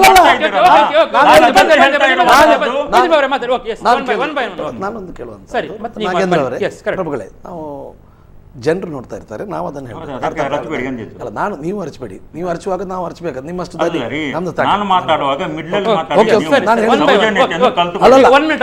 ಖಂಡಿತ ಕಲಿತ್ಕೊಳ್ತೇನೆ. ಸೌಜನ್ಯದಿಂದಲೇ ನಾನೊಂದು ಶಾಸಕನಾಗಿ ಬಂದಿದ್ದೇನೆ. ಒಂದು ನಿಮಿಷ ಅದರ ಬಗ್ಗೆ ನನಗೆ ಹೇಳೋದು ಬೇಡ. ನಾನು ನಿಮ್ಮ ಹತ್ರ ಕೇಳುವಂತಹದ್ದು ಒಂದೇ ಒಂದು ಪಾಯಿಂಟು. ನನ್ನ ಪ್ರಶ್ನೆಗೆ ಡೈರೆಕ್ಟಾಗಿ ಉತ್ತರ ಕೊಡಿ. ನೀವು ಒಂದು ವಾಗ್ದಾನವನ್ನು ಮಾಡಿದ್ದು ಹೌದಾ ಅಲ್ವಾ ಅಂತ ಹೇಳಿ. ನಾನೀಗ ನಿಮಗೆ ಕ್ಲಿಪ್ ಅನ್ನು ತೋರಿಸ್ತೇನೆ, ಹಾಕಿ ತೋರಿಸ್ತೇನೆ. 15 ಲಕ್ಷ ರೂಪಾಯಿ ನಿಮ್ಮ ಪ್ರಧಾನಿಗಳು ಅವರ ಭಾಷೆಯಲ್ಲಿ ಹರೇಕ್ ಆದ್ಮಿ ಕಾ ಖಾತಾ ಮೇ ಸ್ವಿಸ್ ಬ್ಯಾಂಕ್ 15 लाख ರೂಪಾಯಿ ಹೇಳುವಂತದ್ದು ಹೌದಾ? 6 ತಿಂಗಳಲ್ಲಿ ನನ್ನ ಒಂದೇ ಪ್ರಶ್ನೆ ಕೇಳಿ. ಇವತ್ತು ಉದ್ಯೋಗ ಗಳಿಸುವುದನ್ನು ಮಾಡಿ ನಿಮ್ಮ ಅಂಕಿಅಂಶಗಳನ್ನು ತೋರಿಸಿ. 2 ಕೋಟಿ ಉದ್ಯೋಗ ಹೇಳಿದ್ ನಾನು ಪ್ರಧಾನಮಂತ್ರಿಗಳು. ಈಗ 2 ಕೋಟಿ ಉದ್ಯೋಗದಲ್ಲಿ ಇರುವ ಉದ್ಯೋಗವನ್ನೇ ಕಳೆದುಕೊಂಡು ಹೋಗುವಂತಹ ಸ್ಥಿತಿ ಆಗಿರುವಂತಹದ್ದು ಭಾರತದ ದುರಂತ. ಇನ್ನು ಯಾವಾಗಕ್ಕೆ ಈ ಆಶಾವಾದಿಗಳನ್ನು ನಮ್ಮ ಭಾರತ ದೇಶದ ಜನತೆ ಆಶಾವಾದಿಗಳು ಪಾಪ ನಂಬ್ತಾರೆ, ಹೇಳಿದ್ರೆ ಏನೋ ಆಗ್ಬೋದು ಅಂತ ಹೇಳುವಂತ ವಿಶ್ವಾಸವನ್ನು ಇಟ್ಕೊಳ್ತಾರೆ. ಇದನ್ನು ಮುಂದೆ ತಳ್ಳಿ ಮುಂದೆ ಕೊಂಡು ಹೋಗುವಂತದಕ್ಕೆ ಒಂದು ಅರ್ಥ ಇಲ್ಲ. ದಯವಿಟ್ಟು ಆ ಬಗ್ಗೆ ಚರ್ಚೆ ಮಾಡ್ತೀವಿ. ಉದ್ಯೋಗದ ಸಂಖ್ಯೆ ಅಥವಾ ಏನು ಉದ್ಯೋಗ ಕೊಡ್ತಿದ್ದ ಭರವಸೆ ಕೊಟ್ಟದ್ದು ಅದು ಕಡಿಮೆ ಆಗ್ತಾ ಇದೆಯಾ? ಹಾಗಾದ್ರೆ ನೋಟ್ ಅಮಾನ್ಯೀಕರಣ ನಂತರ ಉದ್ಯೋಗ ಅವಕಾಶಗಳು ನಮ್ಮ ಭಾರತದಲ್ಲಿ ಕಡಿಮೆ ಆಗೋದಕ್ಕೆ ಏನು ಕಾರಣ? ನಮ್ಮ ಟಿವಿ ಫೇಸ್ಬುಕ್ ಪೇಜ್ ನ ಲೈಕ್ ಮಾಡಿ, ಯೂಟ್ಯೂಬ್ ಚಾನೆಲ್ ನ ಸಬ್ಸ್ಕ್ರೈಬ್ ಮಾಡಿ, ನಮ್ಮ ಎಲ್ಲಾ ಯೂಟ್ಯೂಬ್ ವಿಡಿಯೋ ಅಪ್ಡೇಟ್ಸ್ಗೆ ಬೆಲ್ ಐಕಾನ್ ಕ್ಲಿಕ್ ಮಾಡಿ. ನಮ್ಮ ಟಿವಿ ಕರಾವಳಿ ಕರ್ನಾಟಕದ ನಾಡಿಮಿಡಿತ. ವೆದರ್ ಸೀಲ್ PVC ವಿಂಡೋ ಸೇಸ್ promoters and developers Dairy Day ಮತ್ತು ಪ್ಯಾರಾಗಾನ್ ಮುಖ್ಯ ಪ್ರಾಯೋಜಕರಾಗಿರೋ ಜನಧ್ವನಿ ನೇರ ಪ್ರಸಾರದಲ್ಲಿ ಇವತ್ತು ನಾವು ಚರ್ಚೆ ಮಾಡ್ತಾ ಇದ್ದೇವೆ. ಹಾಗಾದರೆ ಇವತ್ತು ನವೆಂಬರ್ 8 ಕರಾಳ ದಿನವೋ ಅಥವಾ ಭ್ರಷ್ಟಾಚಾರ ವಿರೋಧಿ ದಿನವೋ ಅಂತೇಳಿ ಸತೀಶ್ ಪ್ರಭು ಅವರು ಹೇಳಿದರು. ಉದ್ಯೋಗಾವಕಾಶ ಕಡಿಮೆ ಆಗಿದೆ ಅಂತೇಳಿ. ಹೌದು ಅಂತ ನಿಮ್ಗೆ ಅನಿಸ್ತಾ ಇಲ್ಲ? ಎಲ್ಲರಲ್ಲಿ ತುಂಬ ಫ್ಯಾಕ್ಟ್ರಿಗಳು ಮಧ್ಯಮ ಚಿಕ್ಕದು ಮುಚ್ಚಿ ಹೋದವು. ಹಾಗಿರುವಾಗ ಕೆಲಸ ಅಬ್ವಿಯಸ್ಲಿ ಕಳ್ಕೊಂಡಿದ್ದಾರೆ, ನಿಜ ಅಂತ ಅನಿಸ್ತಾ ಇಲ್ವ? ಇವತ್ತು ಏನು ಕಾರ್ಮಿಕರಿಗೆ ಅನ್ಯಾಯಗಳು ಆಗ್ತಾ ಇತ್ತು ಮತ್ತು ಬೇನಾಮಿ ಕಂಪನಿಗಳ ಹೆಸರಿನಲ್ಲಿ ಕಪ್ಪು ಹಣದ ದಂಧೆಗಳು ಏನು ನಡೀತಿತ್ತು, ವ್ಯವಹಾರಗಳೇನು ನಡೀತಿತ್ತು, ಅದು ಸಂಪೂರ್ಣವಾಗಿ ನಿಲುಗಡೆಯಾಗಿದೆ. ಕೆಲಸ ಕಡಿಮೆ ಆಗಿದೆ ಅಂತ ಅಲ್ಲ, ಒಂದು ನಿಮಿಷ. ಕೆಲಸಗಳು ಕಡಿಮೆ ಆಗಿಲ್ಲ ಅನ್ನೋದಕ್ಕೆ ನಾನು ಒಂದು ಪುರಾವೆಯನ್ನು ಕೊಡ್ತಾ ಇರುವಂತದ್ದು. ಇವತ್ತು PFIಗಳಲ್ಲಿ ಅಂದರೆ ಪ್ರೊವಿಡೆಂಟ್ ಫಂಡ್ ಆಫೀಸ್ಗಳಲ್ಲಿ ಇವತ್ತು 1.01ರಷ್ಟು ನೌಕರರ ಹೆಚ್ಚಳ ಆಗಿರುವಂತಹದ್ದು. ಅದೇ ರೀತಿಯಲ್ಲಿ ESIಗಳಲ್ಲಿ 1.30ರಷ್ಟು ಕಾರ್ಮಿಕರ ನೋಂದಾವಣೆ ಆಗಿರುವಂತದ್ದು. ನಾನು ಅದನ್ನು ಹೇಳ್ತೇನೆ, ಸಣ್ಣ ಪುಟ್ಟ ಫ್ಯಾಕ್ಟರಿಗಳು ಒಂದು ವೇಳೆ ಮುಚ್ಚಿದ್ರೆ ಅದು ತೆರಿಗೆ ಪಾವತಿ ಮಾಡದೇ ಇರುವಂತಹದ್ದು ಅಥವಾ ಇದರಲ್ಲಿ ಇಲ್ಲೀಗಲ್ ಆಗಿ ಮಾಡುವಂತಹ ಏನಾದರೂ ವ್ಯವಸ್ಥೆಗಳಿದ್ರೆ ಅದು ಮುಚ್ಚಿರ್ಬೋದಲ್ಲ ಅಂತ ಹೇಳುವುದಿಲ್ಲ. ಆದರೆ ಇವತ್ತು ಆರ್ಥಿಕವಾಗಿ ಸಬಲೀಕರಣ ಮಾಡುವ ನಿಟ್ಟಿನಲ್ಲಿ ಮತ್ತು ಇದರ ಏನು ಲಾಭ ಇದೆ ಇವತ್ತು ಜನಸಾಮಾನ್ಯರಿಗೂ ದೊರಕುವಂತಹದ್ದು. ಯಾಕಂದ್ರೆ ಇವತ್ತು ಇಂಡಸ್ಟ್ರಿಗಳು ಅನ್ನುವಂಥದ್ದು ಶ್ರೀಮಂತರ ಸೊತ್ತು ಅನ್ನುವಂಥ ಭಾವನೆಗಳಿತ್ತು. ಇದು ಆರ್ಥಿಕತೆ ಬದಲಾದ ಆರ್ಥಿಕತೆ ಇದರಲ್ಲಿ ಇದು ಖಂಡಿತವಾಗಿ ಎಲ್ಲ ಜನಸಾಮಾನ್ಯರಿಗೂ ಇದರ ಲಾಭಗಳು ಸಿಗುವಂತ ನಾಗೇಂದ್ರ ಅವರೇ, ಮಾನ್ಯ ಪ್ರಧಾನಮಂತ್ರಿಗಳಾದ ಮೋದಿಯವರು ಕೊಟ್ಟಂತ ಆಶ್ವಾಸನೆ ಏನು? ವರ್ಷಕ್ಕೆ 2 ಲಕ್ಷ ಉದ್ಯೋಗ 2 ಕೋಟಿ ಉದ್ಯೋಗವನ್ನು ಕೊಡ್ತೇನೆ ಅಂತ ಹೇಳುವಂತ ಭಾಷೆಯನ್ನು ಕೊಟ್ಟರು. ಇವತ್ತು ಆದಂಥ ಸ್ಥಿತಿಯನ್ನು ನಾವು ಅರ್ಥ ಮಾಡ್ಕೊಳ್ಳೋದು. ಸುಮ್ಮನೆ ಅದು ಜಾಸ್ತಿ ಆಯಿತು, ಇದು ಜಾಸ್ತಿ ಆಯಿತು, PF ಜಾಸ್ತಿ ಆಯಿತು, ಅದು ಜಾಸ್ತಿ ಆಯ್ತಲ್ಲ. ಉದ್ಯೋಗದ ವ್ಯವಸ್ಥೆಯಲ್ಲಿ ಬಹಿರಂಗ ದಿನಪತ್ರಿಕೆಗಳಲ್ಲಿ ಎಲ್ಲ ಕಡೆಯೂ ಬರ್ತಾ ಉಂಟು. ಉದ್ಯೋಗ ಇಲ್ಲದೆ ಜನ ಇವತ್ತು ಬಹಳಷ್ಟು ಸಂಕಷ್ಟದಲ್ಲಿದ್ದಾರೆ. ಅದರ ಮೇಲೆ ಇವತ್ತು ಈ GSTನ ಬರೆ ಬಂದು ಜನ ದಿಗ್ಭ್ರಾಂತರಾಗಿದ್ದಾರೆ. ಬಹುಶಃ ಭಾರತದ ಆರ್ಥಿಕ ಸ್ಥಿತಿ ಇನ್ನೊಂದು 4-5 ತಿಂಗಳಲ್ಲಿ ಯಾವ ರೀತಿಗೆ ಹೋಗಿ ತಲುಪುತ್ತದೆ ಅಂತ ಹೇಳ್ತೀರಿ ನೀವು? ಈ ನಾಟ್ ಬ್ಯಾನ್ ನ ಎಫೆಕ್ಟು ಇವರು ಹೇಳ್ತಾರೆ ಆಶಾದಿಕ್ಕೆ ಬರ್ತದೆ ಅಂತೇಳಿ. ಬರುವುದೇನಿಲ್ಲ, 0 ಟೊಳ್ಳು ಬಂದದ್ದೆಲ್ಲ ಬ್ಯಾಂಕಿಗೆ ಬಂದಿದೆ. ಅದರಲ್ಲಿ ಏನು ಕಾಳಧನ ಆಗಿ ಬರಲಿಲ್ಲ. ಅದನ್ನೇ ಅಲ್ವಾ ಇವತ್ತು ಆರ್ಥಿಕ ಇದರ ಮೂಲಕ ಹೇಳುವಂತಹದ್ದು. ಏನು ಸಾಧಿಸಿದ್ದೀರಿ ಅಂತ ಹೇಳುವಂತಹದ್ದು. ಏನೋ ಹೊಸ ನೋಟು ಪ್ರಿಂಟ್ ಮಾಡ್ಲಿಕ್ಕೆ ಎಷ್ಟೋ ಕೋಟಿ ರೂಪಾಯಿ ಖರ್ಚಾಯ್ತು. ಬಹುಶಃ ಅದೇ ಪರ್ಸೆಂಟ್ ಆದ್ರೂ ಬ್ಲ್ಯಾಕ್ ಮನಿ ಬಂದಿದ್ರೆ ಸಂತೋಷ. ಇದನ್ನೆಲ್ಲ ಬಂದಿದೆ ಅಂತ ಹೇಳಿದ್ರು. ಏನು ಒಳಗೆ ಬಂದಿದೆ ಅದೇ ರಿಟರ್ನ್ ಸರ್ಕ್ಯುಲೇಷನ್ಗೆ ಯಾವುದು ತೆರಿಗೆಯ ವ್ಯಾಪ್ತಿ ಕಾಳಧನ ಅಂತ ಹೇಳಿದ್ರೆ ಅದು ನೋಡ್ಲಿಕ್ಕೆ ಕಪ್ಪಿರುವುದಿಲ್ಲ, ನಾರ್ಮಲ್ ನೋಟೆ. ಆದ್ರಿಂದ ಆ ಕಾಳಧನ ಅನ್ನುವಂಥದ್ದು ತೆರಿಗೆಯ ವ್ಯಾಪ್ತಿಯಲ್ಲಿರುವಂತದ್ದು. ಅದನ್ನು ಬಹಿರಂಗಪಡಿಸಬಹುದಲ್ಲ. ಇಷ್ಟು ಕಾಳಧನ ಇತ್ತು, ನಾವು ನೋಟ್ ಬ್ಯಾನ್ ಮಾಡಿದ್ರೆ. ಒಂದು ನಿಮಿಷ, ನನ್ನ ಮಾತು ಒಂದು ನೇರ ಪ್ರಶ್ನೆ ಒಂದು ನಿಮಗೆ ಪ್ರಭುಗಳೇ, ನನಗೆ ನೀವು ನೇರವಾಗಿ ನನಗೆ ಉತ್ತರ ಕೊಡಿ. ಭಾರತ ದೇಶದಲ್ಲಿ ಇಷ್ಟು 1000 ಕೋಟಿ ಕಾಳಧನ ಇತ್ತು, ಅದು ನೀವು ನೋಟು ಈಗ ಬ್ಯಾನ್ ಮಾಡಿರುವುದರಿಂದ ಈ ಕಾಳಧನ ಕಪ್ಪು ಹಣ ಹೊರಗೆ ಬಂತು ಅಂತ ಹೇಳುವಂತಹದ್ದನ್ನು ಅಂಕಿಅಂಶಗಳ ಮೂಲಕ ತೋರಿಸಿ. ನಾನು ಪ್ರಾರಂಭ ಆದ ನಂತರ 3ನೇ ಬಾರಿ ಅವರಿಗೆ ಹೇಳ್ತಾ ಇದ್ದೇನೆ, ಇವತ್ತು ಬ್ಯಾಂಕ್ಗಳಲ್ಲಿ ಬಂದಿರುವಂತಹ ಹಣ, ಹೆಚ್ಚುವರಿ ಆಗಿರತಕ್ಕಂತಹ ತೆರಿಗೆ ಮತ್ತು ಕಾಳಧನದ ಬಗ್ಗೆ ನಾನು ಮತ್ತೆ ಅವರಿಗೆ ಹೇಳ್ತಾ ಇದ್ದೇನೆ. ಕಾಳಧನ ಅಂದ್ರೆ ಸಾಮಾನ್ಯ ನೋಟೆ, ಅದು ಕಪ್ಪು ಬಣ್ಣದಲ್ಲಿ ಇರುವುದಿಲ್ಲ. ಇವತ್ತು ಬ್ಯಾಂಕ್ಗಳಲ್ಲಿ ಸುಮಾರು 3.54 ಲಕ್ಷ ಕೋಟಿಯಷ್ಟು ಹಣ ಇವತ್ತು ನಿಗಾ ಅಂದರೆ ಒಬ್ಸರ್ವೇಷನ್ಗೆ ಇಟ್ಟಿರುವಂಥದ್ದು. ಯಾಕಂತ ಹೇಳಿದರೆ ಅದು ಯಾರದ್ದು ಮತ್ತು ಯಾವ ಅದಕ್ಕೆ ಸ್ಪಷ್ಟೀಕರಣ ಕೊಡುವಂಥ ಕೆಲಸ ಕಾರ್ಯಗಳನ್ನು ಖಾತೆದಾರರು ಇವತ್ತು ಮಾಡದೇ ಇರುವುದರಿಂದ ಹುಡುಕಿಕೊಂಡು ಹೋಗ್ತಾ ಇದ್ದಾರೆ ಅಂತ ಹೇಳುದು ನೀವು. ಇವತ್ತು ಸಾಕಷ್ಟು ಇವತ್ತು ಅನೇಕ ರಾಜ್ಯಗಳಲ್ಲಿ ಜಮ್ಮು ಕಾಶ್ಮೀರದಲ್ಲಿ ಸುಮಾರು 17 ಲಕ್ಷ ಕೋಟಿ ಇರ್ಬೋದು, ದೆಹಲಿಯಲ್ಲಿ ಇರ್ಬೋದು, ಮುಂಬೈಯಲ್ಲಿ ಇರ್ಬೋದು, ಕರ್ನಾಟಕದಲ್ಲಿ ಇರ್ಬೋದು, ತಮಿಳುನಾಡಲ್ಲಿ ಇರ್ಬೋದು, ಪಶ್ಚಿಮ ಬಂಗಾಳದಲ್ಲಿ ದೊಡ್ಡ ಮೊತ್ತ ಇವತ್ತು ಕಾಳಧನಗಳು ಜಮೆಯಾಗಿರುವಂತಹದ್ದು ಮತ್ತು ಅದರ ಬಗ್ಗೆ ಸ್ಪಷ್ಟೀಕರಣಗಳನ್ನು ಬ್ಯಾಂಕ್ಗಳಲ್ಲಿ ಕೇಳ್ತಾ ಇರುವಂತಹದ್ದು ಹೇಳ್ತಾ ಇರುವಂತದ್ದು. ಮತ್ತು ಇವತ್ತು 29% ತೆರಿಗೆಯಲ್ಲಿ ಹೆಚ್ಚಳ ಯಾಕೆ ಆಗಿದೆ ಅಂತ ಹೇಳಿದ್ರೆ ಇವತ್ತು ತೆರಿಗೆ ವ್ಯಾಪ್ತಿಗೆ ಎಲ್ಲ ಹಣ ಬರ್ತಾ ಇದೆ. ಆದ್ರಿಂದ ಇವತ್ತು ದೇಶದ ಆರ್ಥಿಕ ಹೋಗ್ತಾ ಇದೆ. I respect you. ನಾನು ಅದನ್ನು ಮಾತನಾಡೋದಲ್ಲ. ಈಗ ನಾನು ನಿಮ್ಮ ಹತ್ರ ಕೇಳುವಂತಹದ್ದು, ನೀವು ಅಲ್ಲಿಂದ ಇಲ್ಲಿಗೆ ರೈಲ್ ಬಿಡ್ತಾ ಬರ್ತೀರಾ, ಕಾಶ್ಮೀರದಿಂದ ಹಿಡಿದು ಕನ್ಯಾಕುಮಾರಿವರೆಗೆ ರೈಲ್ ಬಿಡ್ತಾ ಬರ್ತಾ ಇದ್ದೀರಾ, ಅಲ್ಲಿಷ್ಟು ಆಗಿದೆ ಇಲ್ಲಿಷ್ಟು ಆಗಿದೆ ಅಂತೇಳಿ ಜನರಿಗೆ ತಿಳಿಸುವಲ್ಲ. ನಾನು ನಿಮ್ಮ ಹತ್ರ ಪ್ರಾಮಾಣಿಕವಾಗಿ ಕೇಳುವಂತಹದ್ದು, ಅಲ್ಲಲ್ಲ ಆಗಿಲ್ಲ ನಮ್ದು ಓಕೆ, ನಮ್ಮ ಹಳಿ ಇಲ್ಲದ ರೈಲು ಈಗ ಅಲ್ಲಿ ನೀವು ಓಕೆ, ನಾನು ಒಪ್ತೇನೆ ಖಂಡಿತ. ಆದ್ದರಿಂದ ಅಂದು ದಿವಂಗತ ಇಂದಿರಾ ಗಾಂಧಿಯವರು ಆ ಬ್ಯಾಂಕ್ ರಾಷ್ಟ್ರೀಕರಣ ಮಾಡಿರೋದ್ರಿಂದ ನಾನು ನೀವು ಬ್ಯಾಂಕಿಗೆ ಇವತ್ತು ಅದಲ್ಲದಿದ್ರೆ ಇದೇ ಸಿರಿವಂತರ ಪಾಲಾಗ್ತಿತ್ತು ಬ್ಯಾಂಕ್ಗಳ ವ್ಯವಸ್ಥೆ. ದಯವಿಟ್ಟು ಅರ್ಥ ಮಾಡ್ಕೊಳ್ಳಿ. ನಾನು ನಿಮಗೆ ಹೇಳುವಂತದ್ದು ಇಷ್ಟೇ, ಸರ್ಕಾರ ನಿಮ್ಮದಿದೆ, ಫಿನಾನ್ಸ್ ಡಿಪಾರ್ಟ್ಮೆಂಟ್ ನಿಮ್ಮದಿದೆ. ಇವತ್ತು ಜನರಿಗೆ ಹಕ್ಕಿನ ಕೇಳುವಂತದ್ದು, ನಮ್ಮ ಕಷ್ಟದ ದುಡ್ಡನ್ನು ನಾವು ದುಡಿದಂತ ಬೆವರು ಹಾಕಿದಂತ 500 ರೂಪಾಯಿಗಾಗಿ ನಾನು ಹೇಳೋದು ಕೇಳಿ, ನಾವು ಬೆವರು ಹಾಕಿದಂತ 500 ರೂಪಾಯಿಯನ್ನು ಒಂದು ನಮ್ಮ ಕಷ್ಟಕ್ಕಾಗಿ ನಾವು ಶೇಖರಣೆ ಮಾಡಿದಂತ ಅಲ್ಲಲ್ಲ, ನಾನು ಹೇಳೋದು ಕೇಳಿದ್ರೆ ತೆಗೆಯುವಂತ ಕಷ್ಟ ಆ ಲೈನ್ ನಿಂತದ್ದು, ನಾವು ದುಡ್ದ ದುಡ್ಡನ್ನು ನಾವು ಕೇಳುವಂತ ಒಂದು ದುರಾದೃಷ್ಟ ಬಂದದ್ದು ಇಡೀ ವಿಶ್ವದಲ್ಲಿ, ಈ ಒಂದು ರಾಷ್ಟ್ರದಲ್ಲಿ, ಅದು ನಿಮ್ಮ ಆಡಳಿತದಲ್ಲಿ. ಅದನ್ನು 2,000 ರೂಪಾಯಿ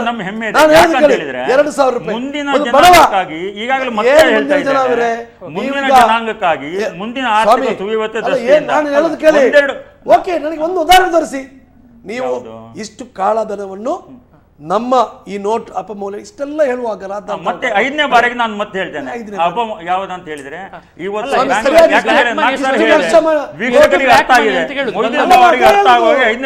ಅಲ್ಲ, ಇಷ್ಟು ಲಕ್ಷ ಕೋಟಿ ಬಂದಿದೆ ಅಂತ ಹೇಳುವಂತದ್ದು ನೀವಲ್ಲಪ್ಪ, ನಾನು ನಿಮ್ಮನ್ನು ಹೇಳುದಿಲ್ಲ. ನಿಮ್ಮ ಪ್ರಧಾನಮಂತ್ರಿಗಳಿದ್ದಾರೆ, ಹಣಕಾಸು ಸಚಿವರಿದ್ದಾರೆ, ಬಹಿರಂಗವಾಗಿ ಅಂಗೈ ಹುಣ್ಣಿ ಕನ್ನಡ ಯಾಕೆ ಮಾರಾರೆ? ಅಲ್ಲ ಏನು ಎಲ್ಲಿ ಬಂದಿದೆ ಸ್ವಾಮಿ?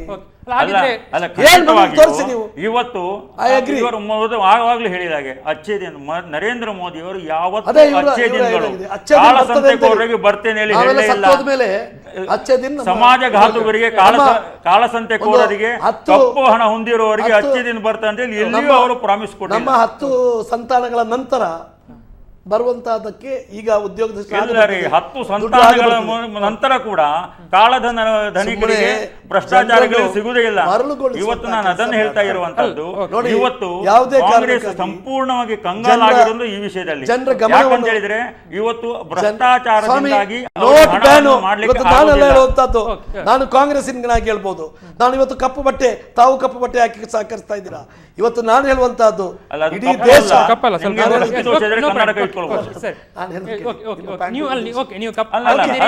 ದೃಷ್ಟಿ ದೋಷ ಇದ್ರೆ ಕನ್ನಡಕ್ಕೆ ಹಾಕೊಳ್ಳಿ.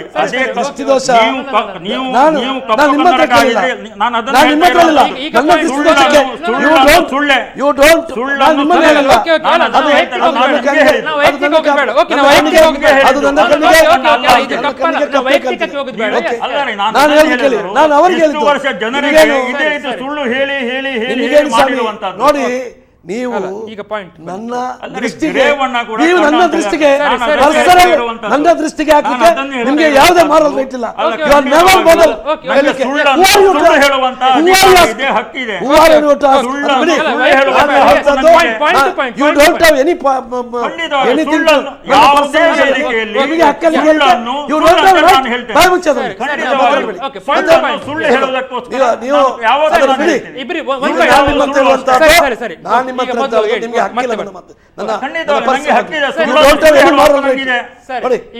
ನಿಮ್ಮ ಮಾತನ್ನು ಹೇಳಿ.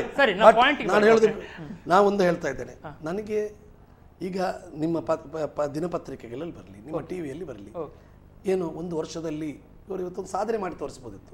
ನಾವೊಂದು ಬ್ಯಾನ್ ಮಾಡಿರುವುದರಿಂದ ಇಷ್ಟು ಲಕ್ಷ ಕೋಟಿ ಕಪ್ಪು ಹಣವನ್ನು ಇವತ್ತು ನಾವು ತಂದಿದ್ದೇವೆ ಅಂತ ನೀವು ಬರ್ಲಿಲ್ಲ ಅಂತ ಘೋಷಣೆ ಮಾಡಿ ಬಂದಿದ್ರೆ ಯಾಕೆ ಹೇಳೋದಿಲ್ಲ ಸ್ವಾಮಿ?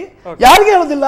ನಿಮಗೆ ಹೇಳ್ಬೋದಿತ್ತಲ್ಲ, ಇಲ್ಲ ಜನಕ್ಕೆ ಹೇಳ್ಬೋದಿತ್ತಲ್ಲ, ಅವರಿಗೆ ಹಕ್ಕಿಲ್ವಾ ಕೇಳಲಿಕ್ಕೆ?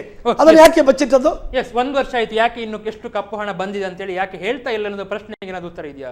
ಎಲ್ಲಿ ಬಂದಿದ್ರಲ್ಲ ಸ್ವಾಮಿ? ಇವತ್ತು ನಾನು ಹೇಳ್ತಾ ಇರುವಂತದ್ದು, ಇವತ್ತು 3.56 ಲಕ್ಷ ಕೋಟಿಯಷ್ಟು ಹಣ ಬ್ಯಾಂಕಿನಲ್ಲಿ ನಿಗಾದಲ್ಲಿ ವ್ಯವಸ್ಥೆಯಲ್ಲಿ ಇರುವಂತದ್ದು. ಅದು ಕಪ್ಪು ಹಣ ಅನ್ನುವಂಥದ್ದು ಸಾಮಾನ್ಯ ವ್ಯಕ್ತಿ ಕೂಡ ಗೊತ್ತಾಗತ್ತೆ. ಇವರು ಮೊಯ್ದೀನ್ ಬಾವರು ತಿಳ್ಕೊಂಡಾಗೆ ನಾನು ಮತ್ತೆ ಅವ್ರಿಗೆ ಹೇಳ್ತಾ ಇದ್ದೇನೆ, ಕಪ್ಪು ಹಣ ಅಂದ್ರೆ ಕಪ್ಪು ಬಣ್ಣದಲ್ಲಿ ಇರುವುದಿಲ್ಲ ಅಣ್ಣ. ನನಗೆ ಗೊತ್ತಿಲ್ಲ ಪಾಪ, ನಿಮ್ಮ ಹತ್ರ ನಾನು ಹೇಳ್ತಾ ಇದ್ದೀನಿ, ಇವತ್ತು ಬ್ಯಾಂಕ್ ಖಾತೆಗಳಲ್ಲಿ ಅಲ್ಲ ಪಾಪ, ಇವರಿಂದ ನಾನು ತಿಳ್ಕೊಳ್ತೇನೆ. ಅಲ್ಲ, ನಾನು ಅದನ್ನು ಹೇಳ್ತಾ ಇದ್ದೀನಿ, ಇವತ್ತು ತೆರಿಗೆ ಕರೆಕ್ಟ್ ಅವ್ರು ಹೇಳಿದ್ ಕರೆಕ್ಟ್. ಆ ಕಪ್ಪು ಹಣ ಇಲ್ಲದ್ದು ಬಂದಿಲ್ಲ ಅಂತ ಹೇಳುವಂತದ್ದು, ಕಪ್ಪು ಬಣ್ಣದ ಬಂದಿಲ್ಲ ಅಂತ ಹೇಳುವಂತ.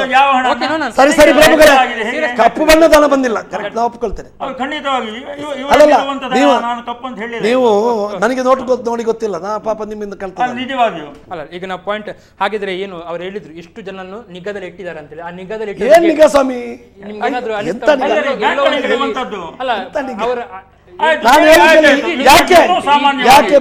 ನೋಡಿ, ಸ್ವಾಮಿ, ಒಂದು ತಿಂಗಳು 2 ತಿಂಗಳು ಒಂದು ಪ್ರಜೆ, ಭಾರತದ ಪ್ರಜೆಯಾಗಿ ನಾನು ಕೇಳುವಂತದ್ದು, ಏನು ಇಡಿ ಡಿಪಾರ್ಟ್ಮೆಂಟ್ ಯಾನು ಬ್ಲಾಕ್ ಮನಿ ಇದ್ದವನನ್ನು ಅವನ ವಿಧಿವಿಧಾನದಲ್ಲಿ ಮಾಡ್ಲಿ. ನಾನು ಹೇಳುವಂತಹದ್ದು, ನೋಟ್ ಬ್ಯಾನ್ ಮಾಡಿ, ನೋಟ್ ಬ್ಯಾನ್ ಮಾಡಿ ಇವರು ಎಷ್ಟು ಕಾಳಧನವನ್ನು ತಂದ್ರು, ಏನ್ ಸಾಧಿಸಿದ್ರು. I want the answer as a it is my right.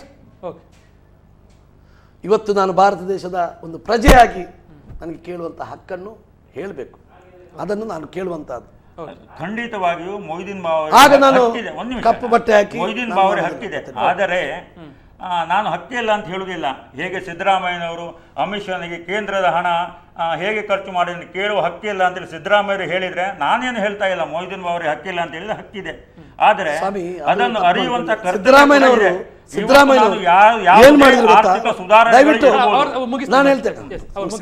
ಇವತ್ತು ಯಾವುದೇ ಆರ್ಥಿಕ ಸುಧಾರಣೆಗಳು ಇರಬಹುದು, ಅದು ವ್ಯಕ್ತ ಆಗ್ಲಿಕ್ಕೆ ಅಂದ್ರೆ ಬೆಳಕಿಗೆ ಬರ್ಲಿಕ್ಕೆ ಖಂಡಿತವಾಗಿ ಅದರದ್ದೇ ಸಮಯ ತಗೊಳ್ತದೆ ಅನ್ನುವಂತಹ ಮಾತನ್ನು ನಾನು ಮೊದಲೇ ಹೇಳಿದ್ದೆ. ಆದ್ರೂ ಸಹ ಇವತ್ತು ಇನ್ನೂ ಸ್ಪಷ್ಟವಾಗಿ ಬಾವ ಅವರಿಗೆ ಹೇಳ್ತೇನೆ, ಇವತ್ತು ತೆರಿಗೆಯಲ್ಲಿ ಆಗಿರುವಂತಹ ಹೆಚ್ಚಳ ಏನಿದೆ ಅದು ಎಲ್ಲಿಂದ ಬಂತು, ಯಾವ ಹಣ? ನಾನು ಕೇಳುವಂಥದ್ದು, ನೀವು ದಯವಿಟ್ಟು ಆ ಸಂಬಂಧಕ್ಕೂ ರಾಮಾಯಣಕ್ಕೂ ಮಹಾಭಾರತಕ್ಕೂ ನೀವು ಎಡೆ ಮಾಡಬೇಡಿ ದಯವಿಟ್ಟು. ಅಲ್ಲ, ರಾಮಾಯಣ ಮಹಾಭಾರತ ಒಂದೇ ದಯವಿಟ್ಟು ಅಲ್ಲಲ್ಲ, ಅದಕ್ಕೂ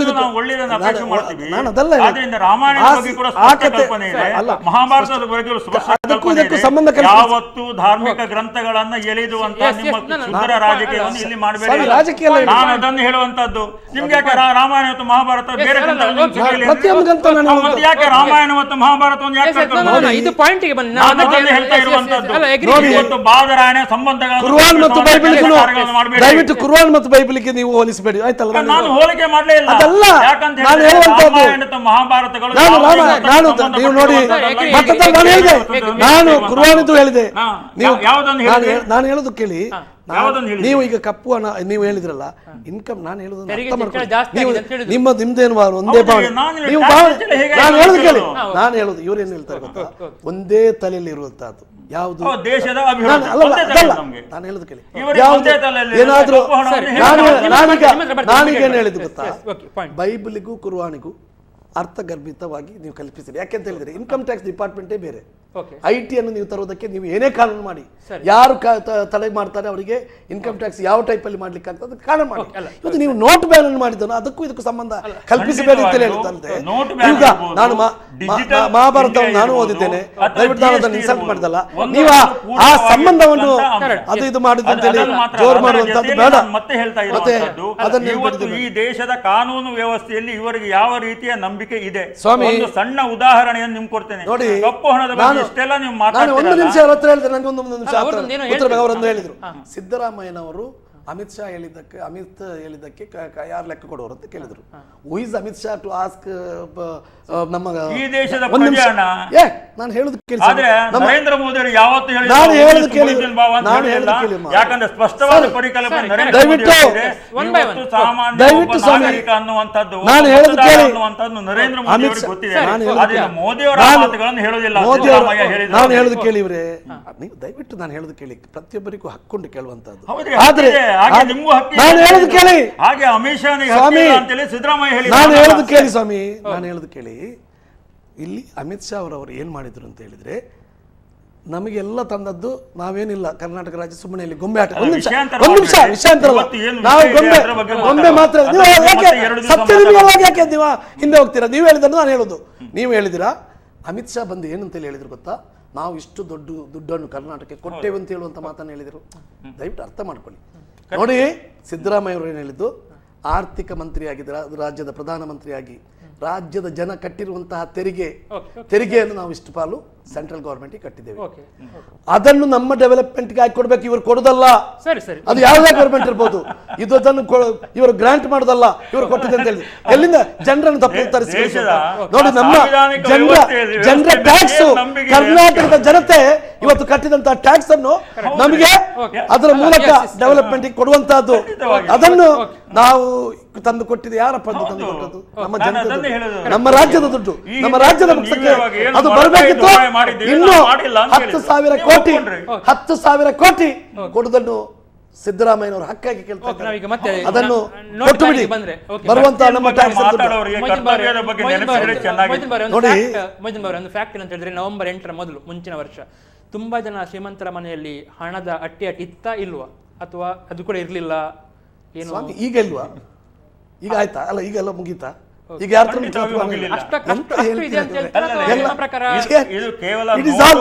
ಈಗ ಏನಾಗಿದೆ ಗೊತ್ತಾ? ಆ ಕಾಲದನ್ನ ಇಡುವವನಿಗೆ ಒಳ್ಳೆ ಪ್ಲಾನ್ ಮಾಡ್ಕೊಂಡು ಎಲ್ಲ ಮಾಡ್ಕೊಂಡು ಮಾಡಿದ್ದಾನೆ.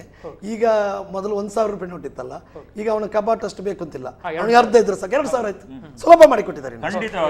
ಕಾಲದ ಸುಲಭ ಮಾಡಿಕೊಟ್ಟಿದ್ದಾರೆ. ಮೊಯ್ದೀನ್ ಬಾವ ಅದನ್ನು ಸುಲಭ ವ್ಯವಸ್ಥೆ ಮಾಡ್ಕೊಂಡಿದ್ದಾರೆ. ಖಂಡಿತವಾಗಿ ಅಲ್ಲ, ಒಂದು 2 ದಿವಸ, 2-3 ತಿಂಗಳು ಬಹಳ ಕಟ್ಟುನಿಟ್ಟಾಗಿ ಹೇಳಿರುವಂತ. ಈಗ ಏನುಂಟು? ಈಗ ಯಾವ ವ್ಯವಸ್ಥೆಯಲ್ಲಿ ಈಗ ನಿಮ್ಗೆ ಎಷ್ಟು ಬೇಕಾದ್ರೂ ಸಿಗ್ತದೆ 2,000. ಎಷ್ಟು ಬೇಕಾದ್ರೂ ಶೇಖರಣೆ ಮಾಡಬಹುದು. ಅಲ್ಲ, ನಾನು ಹೇಳುದು ಕೇಳಿ, ಇವರೀಗ ಹಣ ಶೇಖರಣೆ ಈ ನೋಟ್ ಬ್ಯಾನ್ ಮಾಡಿದಿರೋದ್ರಿಂದ ಈ 2,000 ಬಂದ ಮೇಲೆ ಏನು ದುಡ್ಡು ಅದನ್ನು ಠೇವಣಿ ಮಾಡಿದಾಗೆ ಮಾಡಿಬಿಟ್ರ ಮನೆಯಲ್ಲಿ 2,000 ಕೋಟಿ ಬೇಕಂದ್ರೆ ಒಂದು ಮಾಡಿರ್ಬೋದು. ಈಗ ನಮ್ಮ ಟಿವಿ ಫೇಸ್ಬುಕ್ ಪೇಜ್ ನ ಲೈಕ್ ಮಾಡಿ, ಯೂಟ್ಯೂಬ್ ಚಾನೆಲ್ ನ ಸಬ್ಸ್ಕ್ರೈಬ್ ಮಾಡಿ. ನಮ್ಮ ಎಲ್ಲಾ ಯೂಟ್ಯೂಬ್ ವಿಡಿಯೋ ಅಪ್ಡೇಟ್ಸ್ಗೆ ಬೆಲ್ ಐಕಾನ್ ಕ್ಲಿಕ್ ಮಾಡಿ. ನಮ್ಮ ಟಿವಿ, ಕರಾವಳಿ ಕರ್ನಾಟಕದ ನಾಡಿಮಿಡಿತ. ಕೇಸ್ ಪ್ರಮೋಟರ್ಸ್ ಅಂಡ್ ಡೆವಲಪರ್ಸ್ ಮತ್ತು ಡೈರಿ ಡೇ ಹಾಗೂ ಪ್ಯಾರಾಗಾನ್ ಮತ್ತು ವೆದರ್ ಸೀಲ್ PVC ವಿಂಡೋಸ್ ಮುಖ್ಯ ಪ್ರಾಯೋಜಕರಾಗಿರುವ ಜನಧ್ವನಿ ನೇರ ಪ್ರಸಾರದಲ್ಲಿ ಇವತ್ತು ನಾವು ಚರ್ಚೆ ಮಾಡ್ತಾ ಇದ್ದೇವೆ. ಬಹಳ ಮುಖ್ಯವಾಗಿ ಕರಾಳ ದಿನ ಅಥವಾ ಭ್ರಷ್ಟಾಚಾರ ವಿರೋಧ ದಿನ ಅಂತೇಳಿ ಯಾವುದು ನಿಜ ಅಂತೇಳಿ. ಸತೀಶ್ ಪ್ರಭುಗಳೇ, ಆಗ ಅವರು ಹೇಳಿದ್ರು, ಮುಂಚೆ ಕೂಡ ಶ್ರೀಮಂತರ ಮನೆಗಳಲ್ಲಿ ಹಣದ ಬಂಡ್ಲಿತ್ತು, ಈಗಲೂ ಇದೆ. ಮುಂಚೆ 1,000 ಸ್ವಲ್ಪ ಜಾಸ್ತಿ ಕಟ್ಟು, ಈಗ ಸ್ವಲ್ಪ ಚಿಕ್ಕದಾಗಿದೆ ಅಂತೇಳಿ. ಸೊ ವ್ಯತ್ಯಾಸನಿಲ್ಲ ಅಂತಾದರೆ ನೀವು ಮಾಡಿ ಏನು ಪ್ರಯೋಜನ ಅಂತ? ನೋಟು ಅಮಾನ್ಯೀಕರಣ ಏನು ಪ್ರೋಸೆಸ್ ಇದೆ, ಇದು 1 ವರ್ಷಕ್ಕೆ ಮುಗಿಯುವಂತ ಪ್ರೋಸೆಸ್ ಅಲ್ಲ. ಯಾಕಂತ ಹೇಳಿದ್ರೆ ಅಲ್ಲ, ರಿಪೀಟ್ಸ್ ಅಲ್ಲ. ನಾನು ಹೇಳಿದ್ರು ಇದೊಂದು ಪ್ರೋಸೆಸ್. ಇವತ್ತು ತುಂಬಾ ದೊಡ್ಡ ಪ್ರಮಾಣದ ಹಣ ಇವತ್ತು ಬ್ಯಾಂಕ್ಗಳಲ್ಲಿ ಜಮೆ ಆಗಿರುವಂತಹದ್ದು ಇರ್ಬೋದು. ಕೇವಲ ಹಳೆ ನೋಟುಗಳು ಮಾತ್ರ ಅಲ್ಲ, ಹೊಸ 2,000ದ ಮುಖಬೆಲೆಯ ನೋಟುಗಳು ಬಂದ ಅನಂತರ ಕೂಡ ಅನೇಕ ದಾಳಿಗಳಲ್ಲಿ, IT ದಾಳಿಗಳಲ್ಲಿ ಕರ್ನಾಟಕದಲ್ಲಿಯೂ ಸಹ, ನಾನು ಅನೇಕ ರಾಜ್ಯಗಳ ಹೆಸರುಗಳನ್ನು, ಅದೇ ರೀತಿ ಕರ್ನಾಟಕದಲ್ಲಿಯೂ ಸಹ ತುಂಬ ದೊಡ್ಡ ಮೊತ್ತದ 2,000 ಮುಖಬೆಲೆಯ ನೋಟುಗಳು ಸಿಕ್ಕಿರುವಂಥದ್ದೇನಿದೆ ಅದು ಕಪ್ಪು ಹಣ ಅಂತೇಳಿ ಇವತ್ತು ಅನೌನ್ಸ್ ಆಗ್ಲಿಲ್ಲ. ಯಾಕಂದ್ರೆ ಅದರ ಬಗ್ಗೆ ತನಿಖೆಗಳು ಆಗ್ತಾ ಇದೆ. ಯಾಕಂದ್ರೆ ಇವತ್ತು ಹಣ ಸಿಕ್ಕಿದ ತಕ್ಷಣ ಕಪ್ಪು ಹಣ ಅಂತ ಹೇಳಿ ಸಚಿವರೊಬ್ಬರ ಬಗ್ಗೆ ಹೇಳ್ತಾ ಇದ್ದಾರೆ ಅಂತ ಹೇಳುದಾ? ಸಚಿವರೊಬ್ಬರ ಬಗ್ಗೆ ಹೇಳ್ತಾ ಇದ್ದಾರೆ. ನಾನು ಯಾರ ಬಗ್ಗೆ ಹೇಳುದಿಲ್ಲ, ಆದರೆ ನಾನು ಅವರನ್ನು ಸಮರ್ಥನೆ ಮಾಡುವಂತದ್ದು ಇದರ ಬಗ್ಗೆಯೂ ನನ್ನಿದೆ. ಯಾಕಂತ ಹೇಳಿದ್ರೆ ಕಪ್ಪು ಹಣದ ಬಗ್ಗೆ ಮತ್ತು ಆರ್ಥಿಕತೆ ಬಗ್ಗೆ ಅಷ್ಟು ಕಳಕಳಿ ಇರುವಂತಹ ಮಂದಿ ಇವತ್ತು ನೀವೇ ಹೇಳಿದ ಹಾಗೆ ಸಚಿವರೊಬ್ಬರ ಮನೆಯಲ್ಲಿ IT ದಾಳಿ ಆದ್ರೆ ಅದರ ಸತ್ಯಾಸತ್ಯ ಅರಿಯುವ ಮೊದಲೇ ಈ ದೇಶದ ಆದಾಯ ತೆರಿಗೆ ಕಚೇರಿಗಳನ್ನು ದಾಳಿ ಮಾಡಿ ಧ್ವಂಸ ಮಾಡುವಂತ, ಹುಡಿ ಮಾಡುವಂತ ಕೆಲಸ ಕಾರ್ಯಗಳನ್ನು ಇವತ್ತು ಮಾಡ್ತಾರಂತ ಹೇಳಿದ್ರೆ ಈ ದೇಶದ ಕಪ್ಪು ಹಣ ತರಲಿಕ್ಕೆ ಯಾವ ರೀತಿಯ ಹಕ್ಕಿದೆ? ಒಂದು ಕರೆ ಸ್ವೀಕರಿಸಿದೆ, ಮತ್ತೆ ನೇರವಾಗಿ ನಾನು ಶಾಸಕರ ಹತ್ರ ಬರ್ತೇನೆ. ನಮಸ್ಕಾರ. ಹಲೋ. ಹಲೋ. ಹಾ ಹೇಳಿ, ನಿಮ್ಮ ಅಭಿಪ್ರಾಯ ಹೇಳಿ ನೇರವಾಗಿ. ಹಲೋ. ಹಾ ಡೈರೆಕ್ಟ್ ಕೊಡಿ ನಾಗೇಂದ್ರ ಸೇನೆಗೆ. ಹೇಳಿ, ಮಾತಾಡಿ, ಅಭಿಪ್ರಾಯ ವ್ಯಕ್ತ. ಹಲೋ, ನಾಗೇಂದ್ರ ಸೇನೆ ಅವರೇ ಹೇಳಿ. ನಾನು ವೆಂಕಟೇಶ್ ಮಾತಾಡೋದು ಬೈಕಂಪಾಡಿಯಿಂದ. ಆಯ್ತು, ಮಾತಾಡಿ. ಹಲೋ, ಹೇಳಿ ಸರ್. ಹೇಳಿ. ನಾನು ಬೈಕಂಪಾಡಿಯಿಂದ ಮಾತಾಡಿದ್ದೇನೆ. ಹಾ, ನಮ್ಮ MLA ಕೂಡ ಇದ್ದಾರೆ. ದಯಮಾಡಿ ಅವರಿಗೆ ಒಂದು ಪ್ರಶ್ನೆ ಕೇಳಿ ಸರ್, ಯಾವ್ದಂತೇಳಿ ಅವರಿಗೆ ಒಂದು ವಿಷಯ ಹೇಳಿ, ಅವರಿಗೆ ಒಂದು ಟೈಮ್ ಕೊಡಿ. ಇಬ್ರು ಒಟ್ಟಿಗೆ ಮಾತಾಡೋದು ಬೇಡ. ಮೊಯ್ದೀನ್ ಬಾವ ಆಗ್ಲಿ, ಸತೀಶ್ ಪ್ರಭು ಆಗ್ಲಿ, ಅವರಿಗೆ 30 ಸೆಕೆಂಡ್ 60 ಸೆಕೆಂಡ್ ಕೊಡಿ. ಒಬ್ಬರು ಮಾತಾಡಿದ ನಂತರ ಮತ್ತೊಬ್ಬರು ಕೊಡಿ. ಯಾಕಂದ್ರೆ Moideen Bava is our MLA. Yes okay, ನಿಮ್ಮ ಪಾಯಿಂಟ್ ಅರ್ಥ ಆಯ್ತು. Thank you very much. Thank you very much. ನಾವು ಕೊಡ್ತಿದ್ದೆ. ಓಕೆ, 1 by 1 ಹೋಗ್ತೇವೆ ಸರ್. ನೀವು ಹೇಳಿ ಮೊದಲಿಗೆ ಏನು ಹೇಳ್ತೀರಾ? ಮತ್ತೆ 1 ಮಿನಿಟ್. ನನಗೆ ಒಂದು ಕತೆ ನೆನಪಾಗ್ತಾ ಇದೆ. ಈ ಮೋದಿ ನೋಟ್ ಬ್ಯಾನ್ ಮಾಡಿರುವಂತಹದ್ದ ವಿಷಯದಲ್ಲಿ ಒಂದು ಊರಿನಲ್ಲಿ ಒಂದು ಕೆರೆ ಇರ್ತದೆ. ಆ ಕೆರೆಯಲ್ಲಿ ದೊಡ್ಡ ಒಂದು ಮೊಸಳೆ ಬಂದಿದೆ ಅಂತ ಹೇಳುವಂತಹ ಸಂದರ್ಭದಲ್ಲಿ ಆ ಊರಿನವರೆಲ್ಲ ಸೇರಿಕೊಂಡು, ಮೀನುಗಳಿರ್ತದೆ ಕೆರೆಯಲ್ಲಿ, ಸಣ್ಣ ಸಣ್ಣ ಮೀನುಗಳು ಇರ್ತದೆ. ಆ ಮೊಸಳೆಯನ್ನು ಉಂಟು ಅಂತೇಳಿ ಕೆರೆಯ ನೀರನ್ನೆಲ್ಲ ಖಾಲಿ ಮಾಡ್ತಾರೆ. ಖಾಲಿ ಮಾಡಿದ ನಂತರ ಮೀನುಗಳೆಲ್ಲ, ಸಣ್ಣ ಸಣ್ಣ ಮೀನುಗಳೆಲ್ಲ ಸತ್ತು ಹೋಗ್ತದೆ. ಆ ಮೊಸಳೆ ಎದ್ದುಕೊಂಡು ಆ ನೆಲದಲ್ಲೂ ನಡೆದುಕೊಂಡು ಬರ್ತದೆ. ಇದು ಈ ಥರ ಆಯಿತು. ಇವರು ಮಾಡಲಿಕ್ಕೆ ಹೋಗಿ ಯಾವುದೇ ದೊಡ್ಡ ದೊಡ್ಡ ಅದಾನಿ, ಬ್ಲ್ಯಾಕ್ ಮನಿ ಇರುವವರನ್ನು ಇವರಿಗೆ ಇಟ್ಕೊಂಡು ಅವರ ಅಂಕುಶ ಹಾಕುವಂತಹ ಕೆಲಸವನ್ನು ಮಾಡಲಿಕ್ಕೆ ಇವರಿಂದ ಆಗಲಿಲ್ಲ. ಅವರಿಗೆ ಮೊದಲೇ ಗೊತ್ತಿತ್ತು ಹೇಳ್ತೀರಿ ನೀವು? ಅದಾನಿ ಅವರಿಗೆ ಅಲ್ಲ, ಇದರಲ್ಲಿ ಏನು ಸಾಧನೆ ಮಾಡಿದೆ? ಏನಾದರೂ ಅದಾನಿ ಅವರದ್ದು, ಅಂಬಾನಿ ಅವರದ್ದು ಹೇಳೋದಲ್ಲ ನಾನು. ಯಾವುದಾದ್ರೂ ಒಂದು ದೊಡ್ಡ ಒಂದು ಸಾಧನೆ ಮಾಡಿ ಇಷ್ಟು ಸಾವಿರ ಕೋಟಿಯನ್ನು ನಾವು ಬಹಿರಂಗಪಡಿಸಿ 1ನೇ ವರ್ಷ ಆಗುವಾಗಾದ್ರೂ ಹೇಳ್ಬೋದಿತ್ತು ಜನರಿಗೆ. ಇನ್ನೂ ನಮಗೆ ಆಶಾದಾಯಕ, ಇನ್ನೂ ಆಗ್ತದೆ ಅಚ್ಚದಿ ನಾಯಕ ಅಂತ ಹೇಳುವಂತ ಮಾತನ್ನು ಜನ ಕೇಳಿ ಭ್ರಮಣಿಸಲಾಗಿದ್ದಾರೆ. ಆದುದರಿಂದ ನನ್ನ ಮಾತು ಒಂದೇ, ಇವರು ಬಹಿರಂಗವಾಗಿ ಇವತ್ತು ಪೇಪರ್ನಲ್ಲಿ 1 ವರ್ಷ ಆಗುವಾಗ ಸ್ಟಾರ್ಟ್ ಮಾಡ್ಬೋದಿತ್ತು, ಸಭೆಗಳಲ್ಲಿ ಹೇಳ್ಬೋದಿತ್ತು. ಈ ನೋಟ್ ರಾಷ್ಟ್ರೀಕರಣ, ನೋಟ್ ಬ್ಯಾನ್ ಮಾಡಿರುವುದರಿಂದ ನಮ್ಮ ದೇಶದಲ್ಲಿ ಇಷ್ಟೊಂದು ತೆರಿಗೆ, ಇಷ್ಟೊಂದು ನಮ್ಮ ಬ್ಲ್ಯಾಕ್ ಮನಿ, ಆ ಕಪ್ಪು ಹಣ ಹೊರಗೆ ಬಂದಿದೆ ಅಂತ ಹೇಳುವಂತ ಅದನ್ನು ಹೇಳಲಿಕ್ಕೆ ಇವರ ಸರ್ಕಾರದ, ಇವರ ಫೈನಾನ್ಸ್ ಮಿನಿಸ್ಟರ್ ಯಾರ್ದಾದ್ರೂ ಅಡ್ಡಿ ಇದೆಯಾ? ಓಕೆ, ಆ ಬಗ್ಗೆ ನಾವು ಬರ್ತೇವೆ, ಒಂದು ಕರೆಸಬೇಕಾಗ್ತದೆ ನೇರವಾಗಿ. ನಮಸ್ಕಾರ. ಹಲೋ, ನಮಸ್ತೆ, ಹೇಳಿ ನಿಮ್ಮ ಪ್ರಶ್ನೆ ಹೇಳಿ. ಹಾಂ, ಓಕೆ, ಇಲ್ಲ ಕೇಳಿಸ್ತಾ ಇಲ್ಲ, ಆಡಿಯೋ ಕಟ್ ಮಾಡಿ. No problem, thank you very much. ನಿಮ್ಮ ಡಿಸ್ಟರ್ಬೆನ್ಸ್ ಇದೆ. ಹಾಗಿದ್ರೆ ಸತೀಶ್ ಪ್ರಭುಗಳೇ, ಅವ್ರು ಹೇಳಿದ್ರು ಒಬ್ಬರನ್ನ ಹಿಡಿದಿದ್ದೀರಾ ನೀವು, ಏನಾದ್ರು ದೊಡ್ಡ ಕಳ್ಳ ಅಂದರೆ ಕಪ್ಪು ಹಣ ದಂಧೆ ಕೋರನ ಅಂತ? ಯಾರನ್ನ ಹಿಡ್ದಿಲ್ಲ ನೀವು, ಸುಮ್ಮನೆ ಏನೋ ನಿಗಾ ಅಂತ ಹೇಳ್ತಾ ಇದ್ರಿ, ಏನು ವಿಷಯ? ಯಾವುದೇ ರೀತಿಯ ಇಂತಹ ದೊಡ್ಡ ಪ್ರಮಾಣದಲ್ಲಿ ಆರ್ಥಿಕ ಸುಧಾರಣೆ ಆಗುವಂತಹ ಸಂದರ್ಭದಲ್ಲಿ ನಾನು ಮೊದಲೇ ಹೇಳಿದೆ, ಇದು ಅದರದ್ದೇ ಆಗಿದ್ದ ಸಮಯಗಳನ್ನು ತಗೊಳ್ತದೆ. ಮತ್ತು ನರೇಂದ್ರ ಮೋದಿಯವರು ಯಾವುದೇ ರಾಜಕೀಯ ಲಾಭಕ್ಕೋಸ್ಕರ ಇದನ್ನು ಮಾಡಿರುವಂಥದ್ದಲ್ಲ. ಈ ದೇಶದ ಆರ್ಥಿಕೆಯನ್ನು ದೃಢಪಡಿಸಬೇಕು ಮತ್ತು ಮುಂದುವರೆದ ದೇಶಕ್ಕೆ ಕೂಡ ಆರ್ಥಿಕವಾಗಿ ನಾವು ಪೈಪೋಟಿಯನ್ನು ನೀಡಬೇಕಾದ್ರೆ ಸದೃಢವಾಗಿರುವಂತಹ ಆರ್ಥಿಕತೆ ಈ ದೇಶಕ್ಕೆ ಇರಬೇಕು. ಒಂದು. ಎರಡನೇದಾಗಿ ಮುಂದಿನ ಜನಾಂಗಕ್ಕೆ ನಾವು ಒಳ್ಳೆಯ ಆರ್ಥಿಕ ಸುವ್ಯವಸ್ಥೆಯನ್ನು ಕೊಡಬೇಕು ಅನ್ನುವ ನಿಟ್ಟಿನಲ್ಲಿ ಈ ಕೆಲಸ ಕಾರ್ಯಗಳನ್ನು ಮಾಡಿರುವಂಥದ್ದು.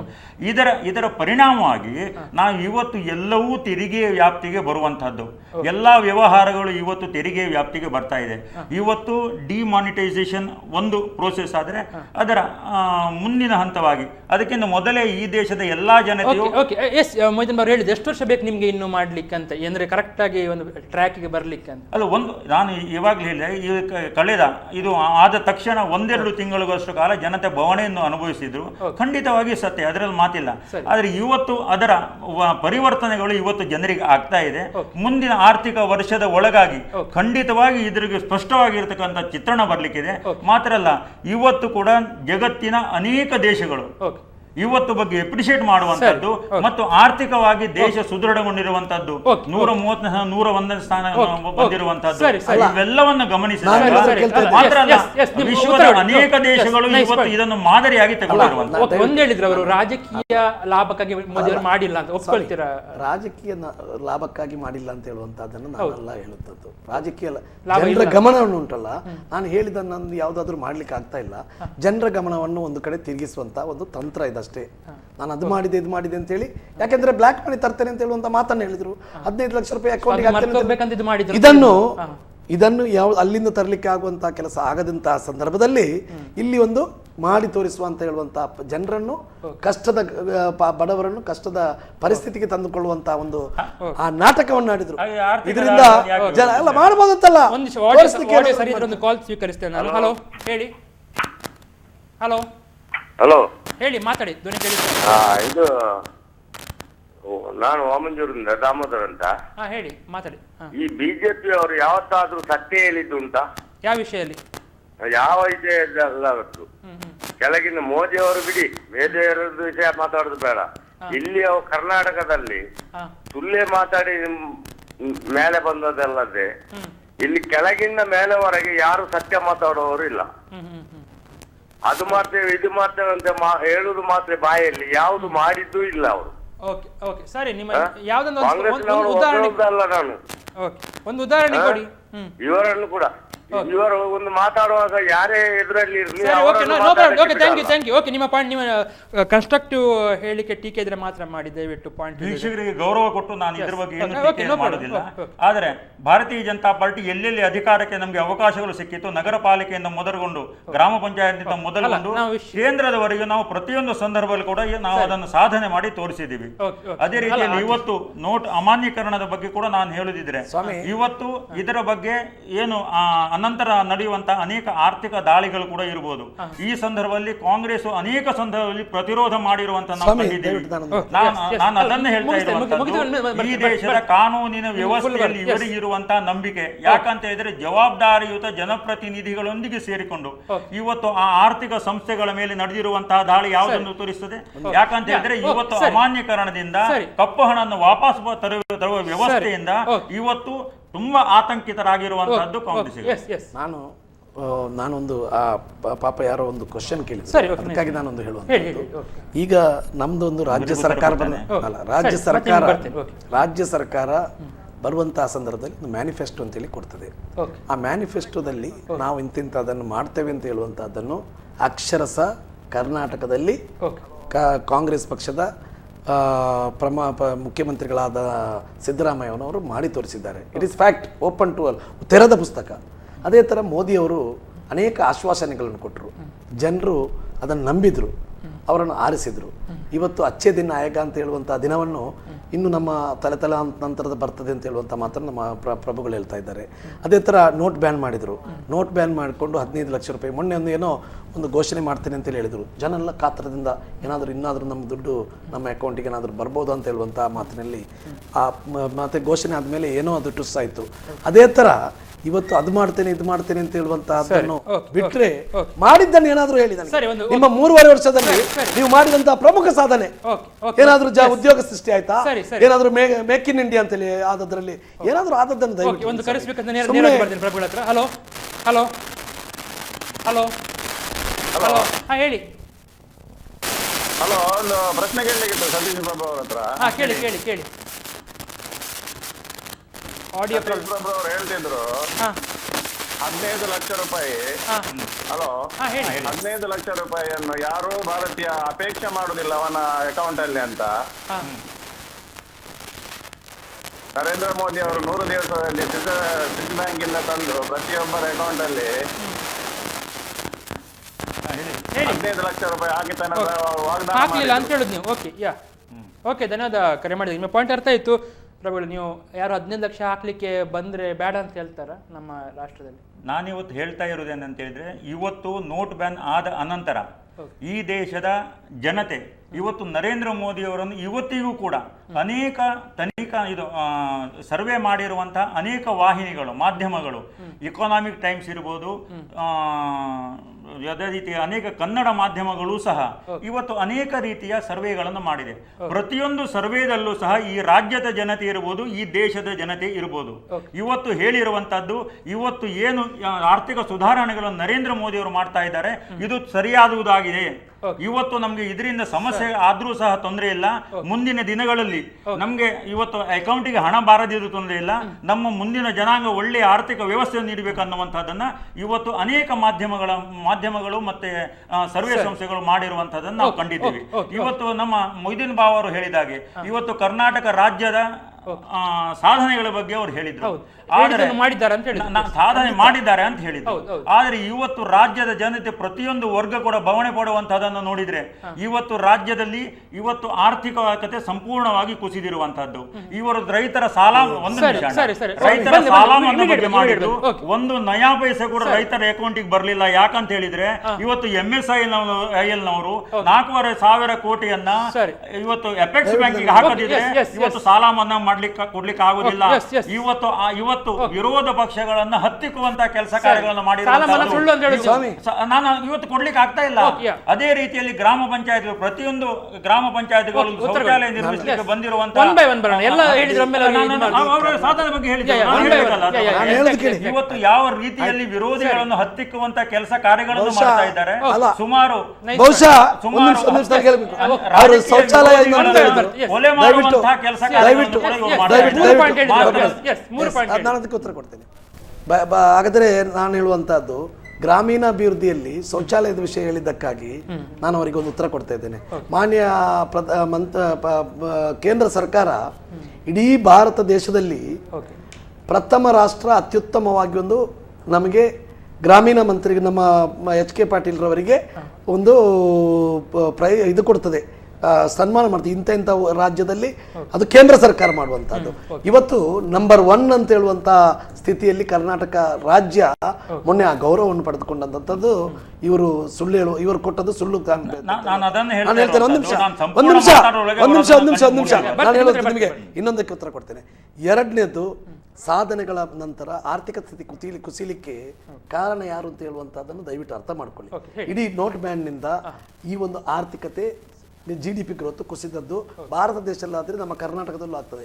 ಕರ್ನಾಟಕ ರಾಜ್ಯ ಏನು ಭಾರತ ದೇಶ ಅಲ್ಲ, ಇಲ್ಲಿ ಬೇರೆ ಅದೇ ಅಲ್ಲಿದ್ದಾದನ್ನು ಇಲ್ಲಿ ಅದರ ಎಫೆಕ್ಟ್ ಅಲ್ಲ. ನಾನು ಹೇಳೋದು ಕೇಳಿ, ಇಲ್ಲಿ ನಾವು ಹೇಳಿದ್ದನ್ನು ಇವರು ಆ ಬಡವರಿಗೆ ಕೆಲಸ ಕೊಡದಿದ್ರು ಕೆಲಸ ಇರುವವನು ಕೆಲಸ ಕಲಿಕೊಳ್ಳುವಂತ ಆದ್ರೂ ನಾವು ಮಾನ್ಯ ಮುಖ್ಯಮಂತ್ರಿಗಳಿಗೆ ಒಂದು ಆ ಬಡವರಿಗೆ ಇವತ್ತು ಅಲ್ಲಲ್ಲ ಬಡವರಿಗೆ ಮೂರನೇ ಪಾಯಿಂಟ್ ಹೇಳಿದಂತ ನಿಲ್ಲಿ ನಾನು ಹೇಳಿದ್ಲಿ ಆ ಬಡವರಿಗೆ ಪಾಪ ದುಡಿಮೆ ಇಲ್ಲದೆ ಇವತ್ತು ದುಡಿಮೆ ಇಲ್ಲ. ಈ ನೋಟ್ ಅಪಮೌಲ್ಯೀಕರಣದಿಂದ ಇವತ್ತು ಕೆಲಸ ಬಿಟ್ಟು ಹೋಗೋದಂತ ಎಷ್ಟೋ ಕುಟುಂಬಗಳು ಇವತ್ತು ದಾರಿಯಲ್ಲಿ ಬಂದಿದೆ. ಅಂತವರು ಮನೆಯಲ್ಲಿ ಆರಾಮಾಗಿ ಒಂದು ಹೊತ್ತು ಕರ್ನಾಟಕದಲ್ಲಿ ₹1 ಇಲ್ಲದೆ ಆ ತಾಯಿ ಮಾಡಿದಂತ ಅನ್ನ ಭಾಗ್ಯವನ್ನು ಕುಡಿಯುವಂತ ಸ್ಥಿತಿ ನಮ್ಮ ಮುಖ್ಯಮಂತ್ರಿಗಳು ಮಾಡಿದ್ದಾರೆ. ದಯವಿಟ್ಟು ಆದದ್ದನ್ನು ಒಳ್ಳೆಯದನ್ನು ಒಂದು ಕರೆ ಕಾಯ್ತಾ ಉಂಟು, ನಿಮ್ಮ ನೇರಕ್ಕೆ ಬರ್ತೇನೆ. ನಮಸ್ಕಾರ. ಹಲೋ ಹಲೋ, ಹೇಳಿ ನಿಮ್ಮ ಪಾಯಿಂಟ್ ಹೇಳಿ. ಹಲೋ ಹೇಳಿ, ಧ್ವನಿ ಕೇಳಿಸ್ತಾ ಉಂಟು. ಹಲೋ ಹಲೋ ಹಲೋ ಹೇಳಿ. ನಮಸ್ತೆ. ನಮಸ್ಕಾರ. ಇದು ಸುನಿಲ್ ಅಂತ ಹೀಗೆ ಬಜಾರ್ನಿಂದ. ಹೇಳಿ ಹೇಳಿ ಹೇಳಿ ಹೇಳಿ. Hello, okay, thank you. ನಿಮ್ಮ ಆಡಿಯೋ ಕೇಳಿಸ್ತಾ ಇಲ್ಲ. ಓಕೆ, ಪಾಯಿಂಟ್ ಹೇಳಿದ್ರಿ. ಅವರ ಅನ್ನ ಭಾಗ್ಯ ಇಷ್ಟು ಕಷ್ಟ ಆದ್ರೂ ಕೂಡ ₹1 ಅನ್ನ ಭಾಗ್ಯ ₹1 ಉಚಿತವಾಗಿ ಕೊಡುವಂತದ್ದು. ಇವತ್ತು ಕೇಂದ್ರ ಸರ್ಕಾರ ₹3 ರಾಜ್ಯ ಸರ್ಕಾರಕ್ಕೆ ಕೊಡ್ತಾ ಇದೆ. ಯಾರು ಸಂವಿಧಾನದ ಬಿಲ್ಲು? ದಯವಿಟ್ಟು ಒಂದು ನಿಮಿಷ ಅದು ಕೇಳಲೇಬೇಕು. ಈ ಫುಡ್ ಸೆಕ್ಯೂರಿಟಿ ಬಿಲ್ ಯಾವಾಗದದ್ದು? ನರೇಗಾ ಅಂತೇಳಿ ಉದ್ಯೋಗ ಕೊಡುವಂತ ಕೆಲಸ ಯಾವಾಗದದ್ದು? It is because of UPA. ನಮ್ಮ ಸರ್ಕಾರ ತಂದ ಸಾಧನೆಯನ್ನು ನೀವು ಹೇಳ್ಬೇಡಿ. ನಿಮ್ಮ ಸರ್ಕಾರ ಬಂದ ಮೇಲೆಲ್ಲ ದಯವಿಟ್ಟು ತಮ್ಗೆ ಗೊತ್ತಿಲ್ಲ. ನಮ್ಮ UPA ಇರುವಾಗ ಇಡೀ ದೇಶದಲ್ಲಿ ಪ್ರತಿಯೊಂದು ರಾಜ್ಯಕ್ಕೆ food security bill Manmohan Singh ಕೊಡ್ತಾ ಇದ್ದಾರೆ. ಏನ್ ಮಾತಾಡ್ತೀರಿ? ಕಾನೂನು ಅಂತಂದು ಇವಾಗಲೂ ಮನಮೋಹನ್ ಸಿಂಗ್ ಅಕ್ಕಿ ಕೊಡ್ತಾ ಇದ್ದಾರೆ. ನಾನು ಅದರ ಬಗ್ಗೆ ಏನು ಮಾತಾಡ್ಲಿಕ್ಕೆ ಹೋಗಿಲ್ಲ. ನರೇಂದ್ರ ಮೋದಿ ಇವತ್ತು ಅನ್ನಭಾಗ್ಯದ ಹೆಸರಿನಲ್ಲಿ ಅನ್ನಭಾಗ್ಯದ ಹೆಸರಿನಲ್ಲಿ ಗದಗ್ನಲ್ಲಿ ಇರ್ಬೋದು, ಬೀದರ್ನಲ್ಲಿ ಇರ್ಬೋದು, ಚಿತ್ರದುರ್ಗದಲ್ಲಿ ಇರ್ಬೋದು, ಅನೇಕ ಕಡೆಗಳಲ್ಲಿ ಇವತ್ತು ಅಕ್ಕಿಗಳು ಕಾಳಸಂತೆಯಲ್ಲಿ ಮಾರಾಟ ಆಗ್ತಾ ಇರುವಂತದ್ದು. ನಿಮ್ಮ ಮನೆಯ ಬಾವಿಯನ್ನು ತೋಡಿ, ನಿಮ್ಮ ಮನೆಯ ಸುತ್ತಲೂ ನರೇಗಾದಂತ ಸಾಧನೆಯನ್ನು ತಂದು 171 ದಿವಸ ಇಡೀ ವಿಶ್ವದಲ್ಲಿ ಕೆಲಸವನ್ನು ಕೊಡುವಂತ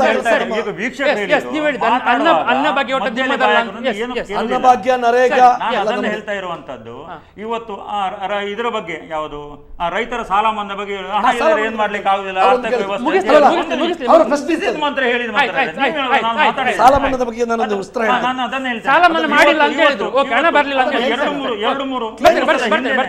ಎರಡು ಮೂರು ದಿವಸದ ಹಿಂದೆನೆ ಇವತ್ತು ಹರೀಶ್ ಸಾಂತ್ವನ ಅನ್ನುವಂತಹ ಯೋಜನೆ ಅನ್ನುವಂಥದ್ದಿದೆ.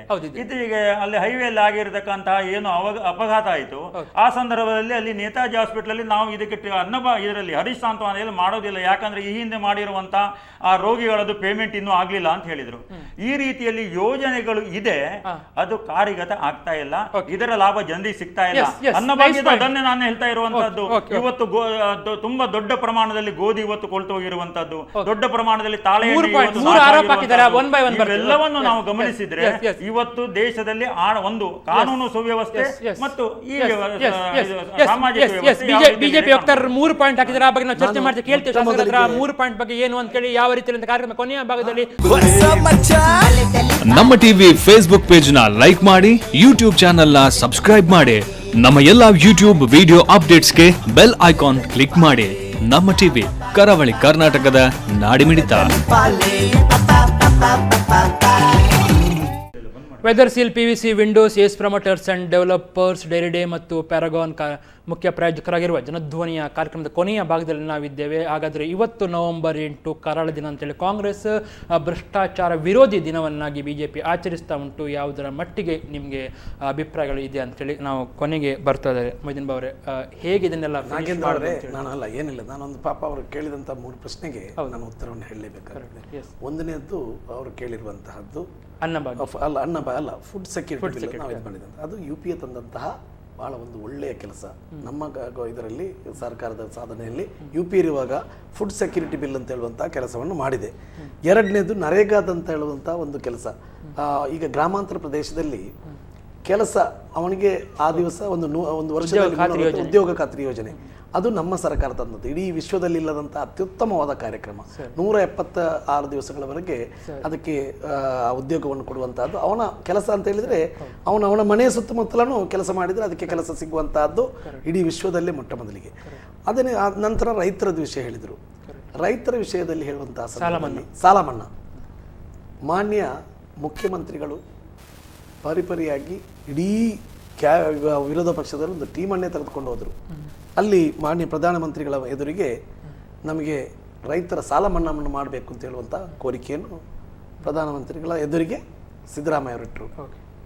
ನೀವು ಬ್ಯಾಂಕಿನಲ್ಲಿ ಕೊಟ್ಟಂಥ ಅನೇಕ ರೈತರಿಗೆ ಕೊಟ್ಟಂಥ ಕೃಷಿಕರಿಗೆ ಕೊಟ್ಟಂಥ ಸಾಲವನ್ನು ಮನ್ನಾ ಮಾಡಿ, ನಾವು ನಮ್ಮ ಇದರಲ್ಲಿ ಬರುವಂತಹದ್ದು ಸೊಸೈಟಿಗಳ ಮೂಲಕ ಕೊಟ್ಟಂತಹ ಸಾಲವನ್ನು ಮನ್ನಾ ಮಾಡ್ತೇವೆ ಅಂತ ಹೇಳುವಂಥ ಮಾತನ್ನು ಹೇಳಿದರು. ಅಲ್ಲಿಗೆ ಹೋದ್ಮೇಲೆ ಇವರೆಲ್ಲ ಟೀಮಲ್ಲಿ ಕರ್ಕೊಂಡು ಯಾರು ಮೋದಿಯವ್ರ ಹತ್ರ ಮಾತನಾಡೋರಿಲ್ಲ. ಇಲ್ಲಿ ಹೇಳಿದ ಮೇಲೆ ಹಂಗೇನೆ ವಾಪಸ್ ಆಯ್ತು, ಅದು ಬಂದಿಲ್ಲ. ನಾವು ಒತ್ತಡ ಹಾಕಿಕೊಂಡು ನಮ್ಮ MLAಗಳು ಹೊತ್ಕೊಂಡು ನಮ್ಮ ಸರ್ಕಾರ ಬಡ ರೈತರ ಸೊಸೈಟಿಯಲ್ಲಿ ಕೊಟ್ಟಂಥ ಸಾಲವನ್ನು ಮನ್ನಾ ಮಾಡಲಿಕ್ಕೆ ನಮಗೆ ಹಕ್ಕಿದೆ. ಯಾಕೆಂತ ಹೇಳಿದರೆ ಬ್ಯಾಂಕಲ್ಲಿ, ರಾಷ್ಟ್ರೀಯ ಬ್ಯಾಂಕಿನಲ್ಲಿ ಕೊಡುವಂಥ ಸಾಲವನ್ನು ಮನ್ನಾ ಮಾಡೋದು ನಾವಲ್ಲ, ಅದನ್ನು ಮಾಡಬೇಕು ಕೇಂದ್ರ ಸರ್ಕಾರ. ಕೇಂದ್ರ ಸರ್ಕಾರ ಮಾಡಲಿಲ್ಲ, ಅಂದು ಮಾಡಿತ್ತು. 78 ಲಕ್ಷ ಮನಮೋಹನ್ ಸಿಂಗ್ ರವರು ಇರುವಂತಹ ಸಂದರ್ಭದಲ್ಲಿ 78 ಲಕ್ಷ ಕೋಟಿ ರೂಪಾಯಿಗಳ ಸಾಲವನ್ನು ಇಡೀ ದೇಶದಲ್ಲಿ ಕೃಷಿಕರಿಗೆ ಸಾಲ ಮನ್ನಾಗಿ ಸಿಗ್ಲಿಲ್ಲ ಅಂತ ಹೇಳಿದ್ರು. ನನ್ನಲ್ಲಿಗೆ ಬರಲಿ, ನಾನು ಗುರುಪುರದಲ್ಲಿ ನಾನು ಹೇಳ್ತೇನೆ. ನೀವು ಬಂದಿದೆ ಅಂತ ಹೇಳ್ತೀರಿ, ನೀವು ನನ್ನ ಸೊಸೈಟಿಯಲ್ಲಿ ಬಂದದ್ದನ್ನು ಪಡೆದುಕೊಂಡಂತಹ ಜನವನ್ನು ನಿಮ್ಮ ಸಾಕ್ಷಿ ಉಂಟು ಅಂತ ಹೇಳಿ ಅದನ್ನು ಎಲ್ಲರೂ ತಗೊಂಡಿದ್ದಾರೆ ಸ್ವಾಮಿ. ನಮ್ಮಲ್ಲಿ ಆ ಗುರುಪುರದಲ್ಲಿ ಆ ಸೊಸೈಟಿ, ವ್ಯವಸಾಯ ಸೊಸೈಟಿಯಲ್ಲಿ 50,000ವರೆಗೆ ಸಾಲ ತಗೊಂಡವ್ರದ್ದು ಎಲ್ಲರದ್ದು ಮನ್ನಾ ಆಗಿದೆ, ಕಟ್ಟಲಿಕ್ಕಿಲ್ಲ. ಅದನ್ನು ದಯವಿಟ್ಟು ಅವರ ಗಮನಕ್ಕೆ ಬಂದಿಲ್ಲ. ನಾನು ತೋರಿಸ್ತೇನೆ, ನೀವು ನಾಳೆ ಬ್ಯಾಂಕ್ ಸೊಸೈಟಿಯವರನ್ನು ಕೂತ್ಕೊಳಿಸಿ ಇದು ಸತ್ಯನ ಸುಳ್ಳ ಅಂತ ಹೇಳುವಂತದನ್ನು ಮಾಡಿ. ಎರಡನೇದು, ಆಮೇಲೆ ಅದರ ನಂತರ 3 ಲಕ್ಷದವರೆಗೆ ರೈತರಿಗೆ ಸಾಲ ಪಡೆಯಬೇಕಿದ್ರೆ ಹಿಂದೆ ಬಡ್ಡಿ ಕಟ್ಟಬೇಕಾಯ್ತು. ಈಗ 3 ಲಕ್ಷದವರೆಗೆ ಸಾಲ ಮಾಡುವಂತ ರೈತರಿಗೆ ₹1 ಬಡ್ಡಿ ಕಟ್ಟುವಂತಹ ಪ್ರಮೇಯ, 10 ಲಕ್ಷದವರೆಗೆ 3%. ಇಂಥ ಅನೇಕ ಒಳ್ಳೆ ಕೆಲಸಗಳನ್ನು ಪಟ್ಟಿ ಮಾಡ್ತಾ ಹೋದ್ರೆ ಸಮಯ ಸಾಕಾಗಿಲ್ಲ. ಯಾಕಂತ ಹೇಳಿದ್ರೆ ಇವತ್ತು ಯಾವ ರೀತಿಯಲ್ಲಿ ಅವರು ಅದ ಅನ್ನಭಾಗ್ಯದ ಬಗ್ಗೆ ಹೇಳಿದ್ರು, ಮೊದಲಿಂದ ಬಂದಿರುವಂತಹ ವ್ಯವಸ್ಥೆ ಇದು. ಫುಡ್ ಸೆಕ್ಯೂರಿಟಿ ಬಿಲ್ ಅವರು ಮಾಡಿದ್ದು ಅಂತ. ಯಾರು ಸ್ವಾಮಿ ಅನ್ನಭಾಗ್ಯ? ಯಾರು ದಯವಿಟ್ಟು ಅನ್ನಭಾಗ್ಯ ನೀವು ನಿಮ್ಮ ಯಡಿಯೂರಪ್ಪನವರು ಮ್ಯಾನಿಫೆಸ್ಟೋದಲ್ಲಿ ಕೊಟ್ಟಿದ್ರು, ₹2 ನಾವು 1 kg ಅಕ್ಕಿ ಕೊಡ್ತೇವೆ ಅಧಿಕಾರಕ್ಕೆ ಬಂದ್ರಿ ಅಂತೇಳಿ. 5 ವರ್ಷ ಒಂದು ಜನಕ್ಕೆ ₹2 ಅಕ್ಕಿ ಕೊಡ್ಲಿಕ್ಕೆ ಆಗಿಲ್ಲ. ದಯವಿಟ್ಟು ಲಾಸ್ಟ್ ಅದರ ಬಗ್ಗೆ ಮಾತನಾಡಿದ್ರೆ ನಾನು ಅದರ ಬಗ್ಗೆ ಮಾತನಾಡ್ತೇನೆ. ಇವತ್ತು ಮೊಯ್ದೀನ್ ಬಾವ ಅವರು ಹೇಳಿರುವುದಕ್ಕೆ ಮಾತ್ರ ಸ್ಪಷ್ಟೀಕರಣ ಮಾಡ್ಲಿಕ್ಕೆ ಮಾತ್ರ ಇಷ್ಟಪಡ್ತೇನೆ. ಇವತ್ತು UPA ಸರ್ಕಾರವಿರುವುದು, NDA ಸರ್ಕಾರವಿದೆ, ಇನ್ಯಾವುದೇ ಸರ್ಕಾರ ಇರಬಹುದು. ಇವತ್ತು ಯೋಜನೆಗಳನ್ನು ಕೊಡ್ತಾ ಇದ್ರೆ ಅವರ ಕಿಸೆಯ ಹಣದಿಂದ ಅಲ್ಲ, ಜನರ ತೆರಿಗೆಯ ಹಣದಿಂದ. ಇವತ್ತು ನಾನು ಹೇಳಿದ್ದಿಷ್ಟೇ, ಅನ್ನಭಾಗ್ಯ 3 ರೂಪಾಯಿಗೆ ಕೇಂದ್ರ ಸರ್ಕಾರ ಕೊಟ್ಟ ಹಣವನ್ನು ನೀವು ಕೊಡ್ತಾ ಅಷ್ಟೇ ನಾನು ಹೇಳಿರುವುದಕ್ಕೋಸ್ಕರವಾಗಿ ಅವರು ಇಲ್ಲ UPA ಮಾಡಿರೋದು ನಾನು ಎಲ್ಲೂ ಅಲ್ಲಗಳಿಲ್ಲ. ಇವತ್ತು ಅನೇಕ ಯೋಜನೆಗಳು ಸ್ವಚ್ಛತೆಯ ಬಗ್ಗೆ ಇರ್ಬೋದು, ಗ್ರಾಮೀಣಾಭಿವೃದ್ಧಿ ಇರ್ಬೋದು, ಇದು ಶಾಶ್ವತ ಕುಡಿಯುವ ನೀರಿನಿರ್ಬೋದು, ಮೊನ್ನೆ ಸಂಘಬೆಟ್ಟು ಮಲ್ಲೆ ಅಲ್ಲಿ ಕರೋಪಾಡಿಯಲ್ಲಿ ಆಗಿರತಕ್ಕಂಥ ಶಾಶ್ವತ ಕುಡಿಯುವ ನೀರು ಯೋಜನೆ ನಮ್ಗೆ ಗೊತ್ತದು ಕೇಂದ್ರ ಸರ್ಕಾರದಿಂದ ಬಂದಿರುವ ಹಣ ಅಂತೀನಿ. ಆದ್ರೆ ಅದನ್ನ ನಾನು ಮಾತಾಡ್ಲಿಕ್ಕೆ ಹೋಗುದಿಲ್ಲ. ಯಾಕಂತ ಹೇಳಿದ್ರೆ ಇವತ್ತು ನಮ್ಮ ಉದ್ದೇಶ ಇರುವಂತದ್ದು ಈ ದೇಶದ ಕಟ್ಟಕಡೆ ವ್ಯಕ್ತಿ ಕೂಡ ತೆರಿಗೆ ಹಣ ಉಪಯೋಗ ಆಗಬೇಕು ಅನ್ನುವಂಥದ್ದು.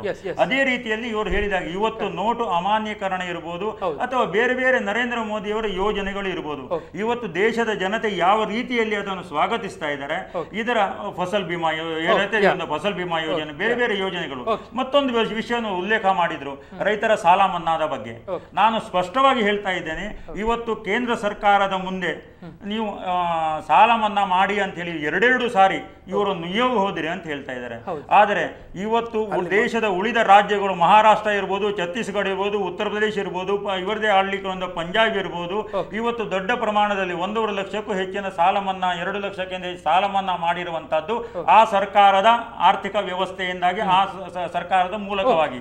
ಅದೇ ರೀತಿಯಲ್ಲಿ ಇಲ್ಲಿಯೂ ಸಹ ಈ ಹಿಂದೆ ಕೂಡ ಸನ್ಮಾನ್ಯ ಯಡಿಯೂರಪ್ಪ ಮುಖ್ಯಮಂತ್ರಿ ಇರುವಾಗ 2 ಸಾರಿ ಸಾಲ ಮನ್ನಾವನ್ನು ಮಾಡಿದ್ರು. ರೈತರಿಗೆ 3% ಮತ್ತು ಬಡ್ಡಿ ರಹಿತವರ ಸಾಲದ ವ್ಯವಸ್ಥೆ ಇರುವುದು, ಇದೆಲ್ಲವನ್ನು ಮಾಡಿದಾರೆ. ಅದರ ಬಗ್ಗೆ ಯಾವ ರೀತಿ ಯಾಕಂತ ಹೇಳಿದ್ರೆ ಇವತ್ತು ನಾನು ಮತ್ತೆ ಉಲ್ಲೇಖ ಮೊಯ್ದೀನ್ ಬಾವರು ಹೇಳಿದ್ರಿಂದಾಗಿ ಇವತ್ತು ರಾಜ್ಯದಲ್ಲಿ ಯಾವ ರೀತಿಯಲ್ಲಿ ಕಾನೂನು ಸುವ್ಯವಸ್ಥೆ ಮತ್ತು ಆರ್ಥಿಕ ವ್ಯವಸ್ಥೆ ಕುಸಿದಿದೆ. ಒಂದು ಹಂತದಲ್ಲಿ ಮೊಯ್ದೀನ್ ಬಾವರು ಒಪ್ಪಿದ್ರು ಆರ್ಥಿಕ ಕುಸಿದಿದೆ. ಯಾಕಂತ ಹೇಳಿದ್ರೆ GST ಇಂದಾಗಿ ಅಂತೇಳಿ. ನಾನು ಅದರ ಬಗ್ಗೆ ಇದಕ್ಕೆ ವಿಶ್ಲೇಷಣೆ ಮಾಡ್ಲಿಕ್ಕೆ ಹೋಗುದಿಲ್ಲ. ಆದರೆ ಇದರ ಪರಿಣಾಮವಾಗಿ ಇವತ್ತು ಕಂಗಿಟ್ಟಿರುವಂತಹ ಕಾಂಗ್ರೆಸ್ ಇವತ್ತು ರಾಜ್ಯದಲ್ಲಿ ಮಾಡ್ತಾ ಇರುವಂತದ್ದು ಎಂತದ್ದು, ಇವತ್ತು ವಿರೋಧಿಗಳನ್ನು ಹತ್ತಿಕ್ಕುವಂತದ್ದು. ಪ್ರತಿಯೊಂದು ಸಂದರ್ಭದಲ್ಲೂ ಕೂಡ ವಿರೋಧಿಗಳ ಏನು ಪ್ರತಿಭಟನೆಗಳೇ ಅದು ಭಾರತೀಯ ಜನತಾ ಪಾರ್ಟಿ ಇರಲಿ, ಜನತಾ ದಳದಿರ್ಲಿ ಅಥವಾ ಕಮ್ಯುನಿಸ್ಟ್ ಇರಲಿ, ಅದನ್ನು ಹತ್ತಿಕ್ಕುವಂತ ಕೆಲಸ ಕಾರ್ಯಗಳನ್ನು ಮಾಡುವಂತಹ ಹಕ್ಕಿದೆ.